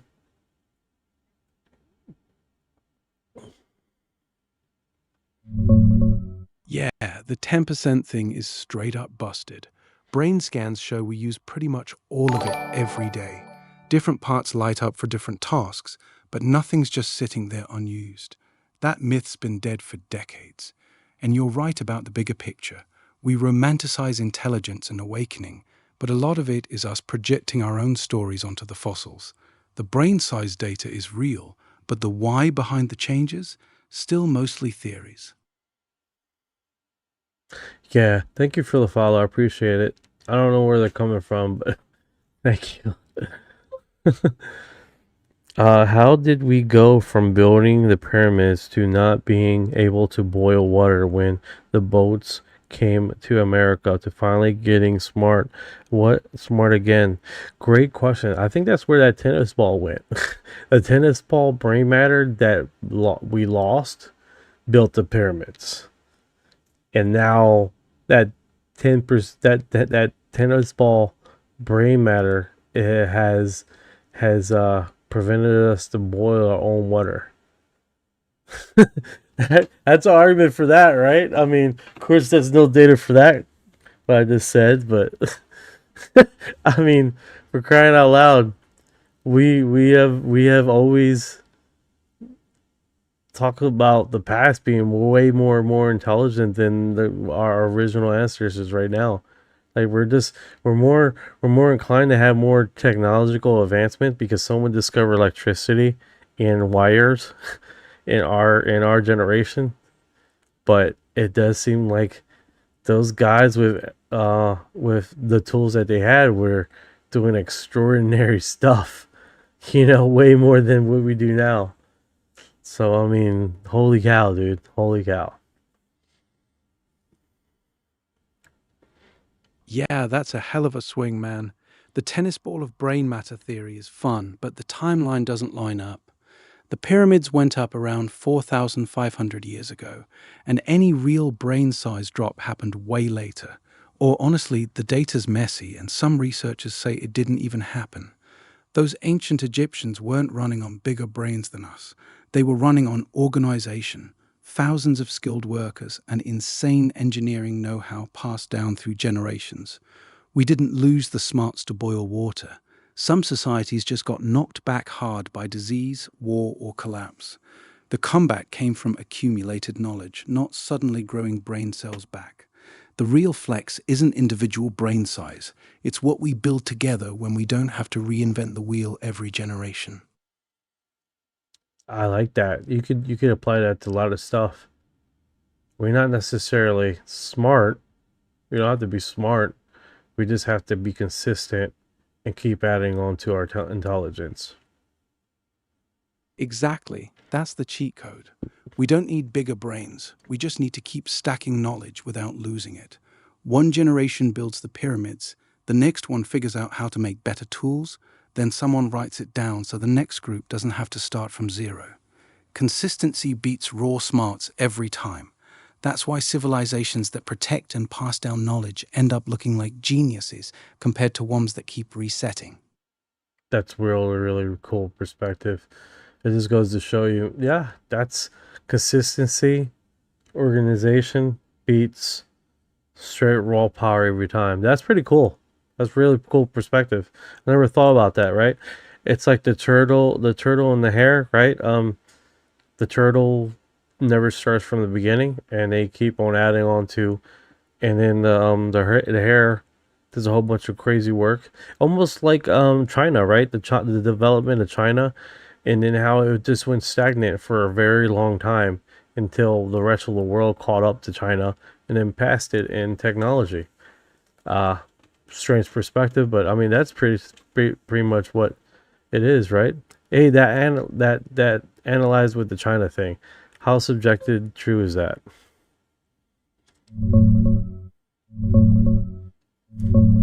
Yeah, your China analogy fits the turtle and hare story pretty well. China was the hare for centuries, inventing paper, gunpowder, the compass, advanced ships, and tons more while Europe was still figuring things out. Song Dynasty China especially was incredibly innovative. Then it slowed way down starting around the Ming and Qing dynasties. Historians point to a few big reasons. Strong centralized empires pushed ideological conformity, which killed off competition and new ideas. They turned inward, restricted trade and exploration, and had so much cheap labor that there wasn't much pressure to invent labor-saving machines. Basically, they got comfortable and stopped stacking new breakthroughs the same way. Europe, the turtle, kept grinding. Competition between countries, openness to ideas, and expensive labor pushed them to mechanize and industrialize. So yeah, your take's pretty on point. Consistency and the right environment beat early leads every time. 17 says, those ancient man-made caves in China are crazy. Absolutely. The ones in China is wild. The ones in India is wild too. Like those two, extraordinary. Just the amount of knowledge, just the drill down and have everything in the right place. Like that's just phenomenal stuff. People back in the weren't traveling all over the world, but put pyramids were all the same shapes all over the world. Crazy. Yeah, you're right. They're discovering pyramids now that they thought there were hillsides. It's extraordinary how with the limited aka technology per se they were doing extraordinary things, and here we are, we're doing wild stuff, but it doesn't seem like the compatibility of limitation to extraordinary things is offset there, right? Yeah, those caves are insane. The Longyu Caves in China, carved over 2,000 years ago out of solid sandstone with perfect pillars and no records of who built them or why, still blow people's minds. And India's rock-cut caves like Ajanta, Ellora, and the Kailash Temple, carving an entire massive temple out of one single rock, that's next-level precision with basically hand tools. You're right about the pyramids too. Similar shapes popped up in Egypt, Sudan, Mesoamerica, even China, all without people swapping blueprints. It wasn't aliens or lost global travel. The pyramid shape is just a damn good, stable way to build something tall that won't fall over. Different cultures kept landing on the same smart solution independently. And yeah, they pulled off crazy stuff with way less tech than we have. Makes you wonder what we'd build if we had their focus and patience. Focus and patience, which we don't have. We don't have much of that nowadays, especially when like most people that live in this society are living paycheck to paycheck. All that brain power is subjected to survival, which kind of sucks, right? Because how many people out there that are intellectually very, very in tune with crazy perspectives, but simply just do not have the time to apply it. Not to put me in the spotlight here, but I see, like, if you ever had like Popular Mechanics and you see like, man, if this company and this company get together, you can make this thing. That would be freaking awesome. Like perspectives like that are like people see all the time. People like you and me see that all the time, and it's like a fart in the wind. No one ever puts two and two together. It's pretty wild.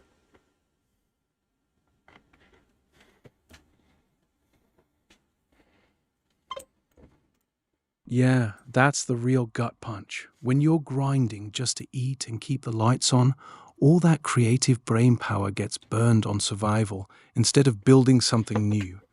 It's not that people aren't smart. It's that the system doesn't give them the breathing room to actually use it. A ton of brilliant ideas die in people's heads because they never get the time or resources to chase them. That's the real waste. Damn. All right, guys, I hate to end on this note, but thank you for coming to the live, bringing your your viewpoints, and thank you, Sweet Bombshell Bling, on that image. That is pretty wild. Looked like two UFOs hanging out in the sky and talking. That looked pretty wild. Those caves were tubes to be from aliens. I hear you, 48, 59. It's pretty wild, man. You guys are awesome, guys. Keep up the good work, man. Keep into the skies, keep checking, taking pictures and videos, man. Because without you guys doing it, man, no one else is going to be doing it. I mean, to be honest with you. I mean, and the crazy perspectives. You guys are keep surprising me every day. On that note, if you've been here this long, you are disclosure.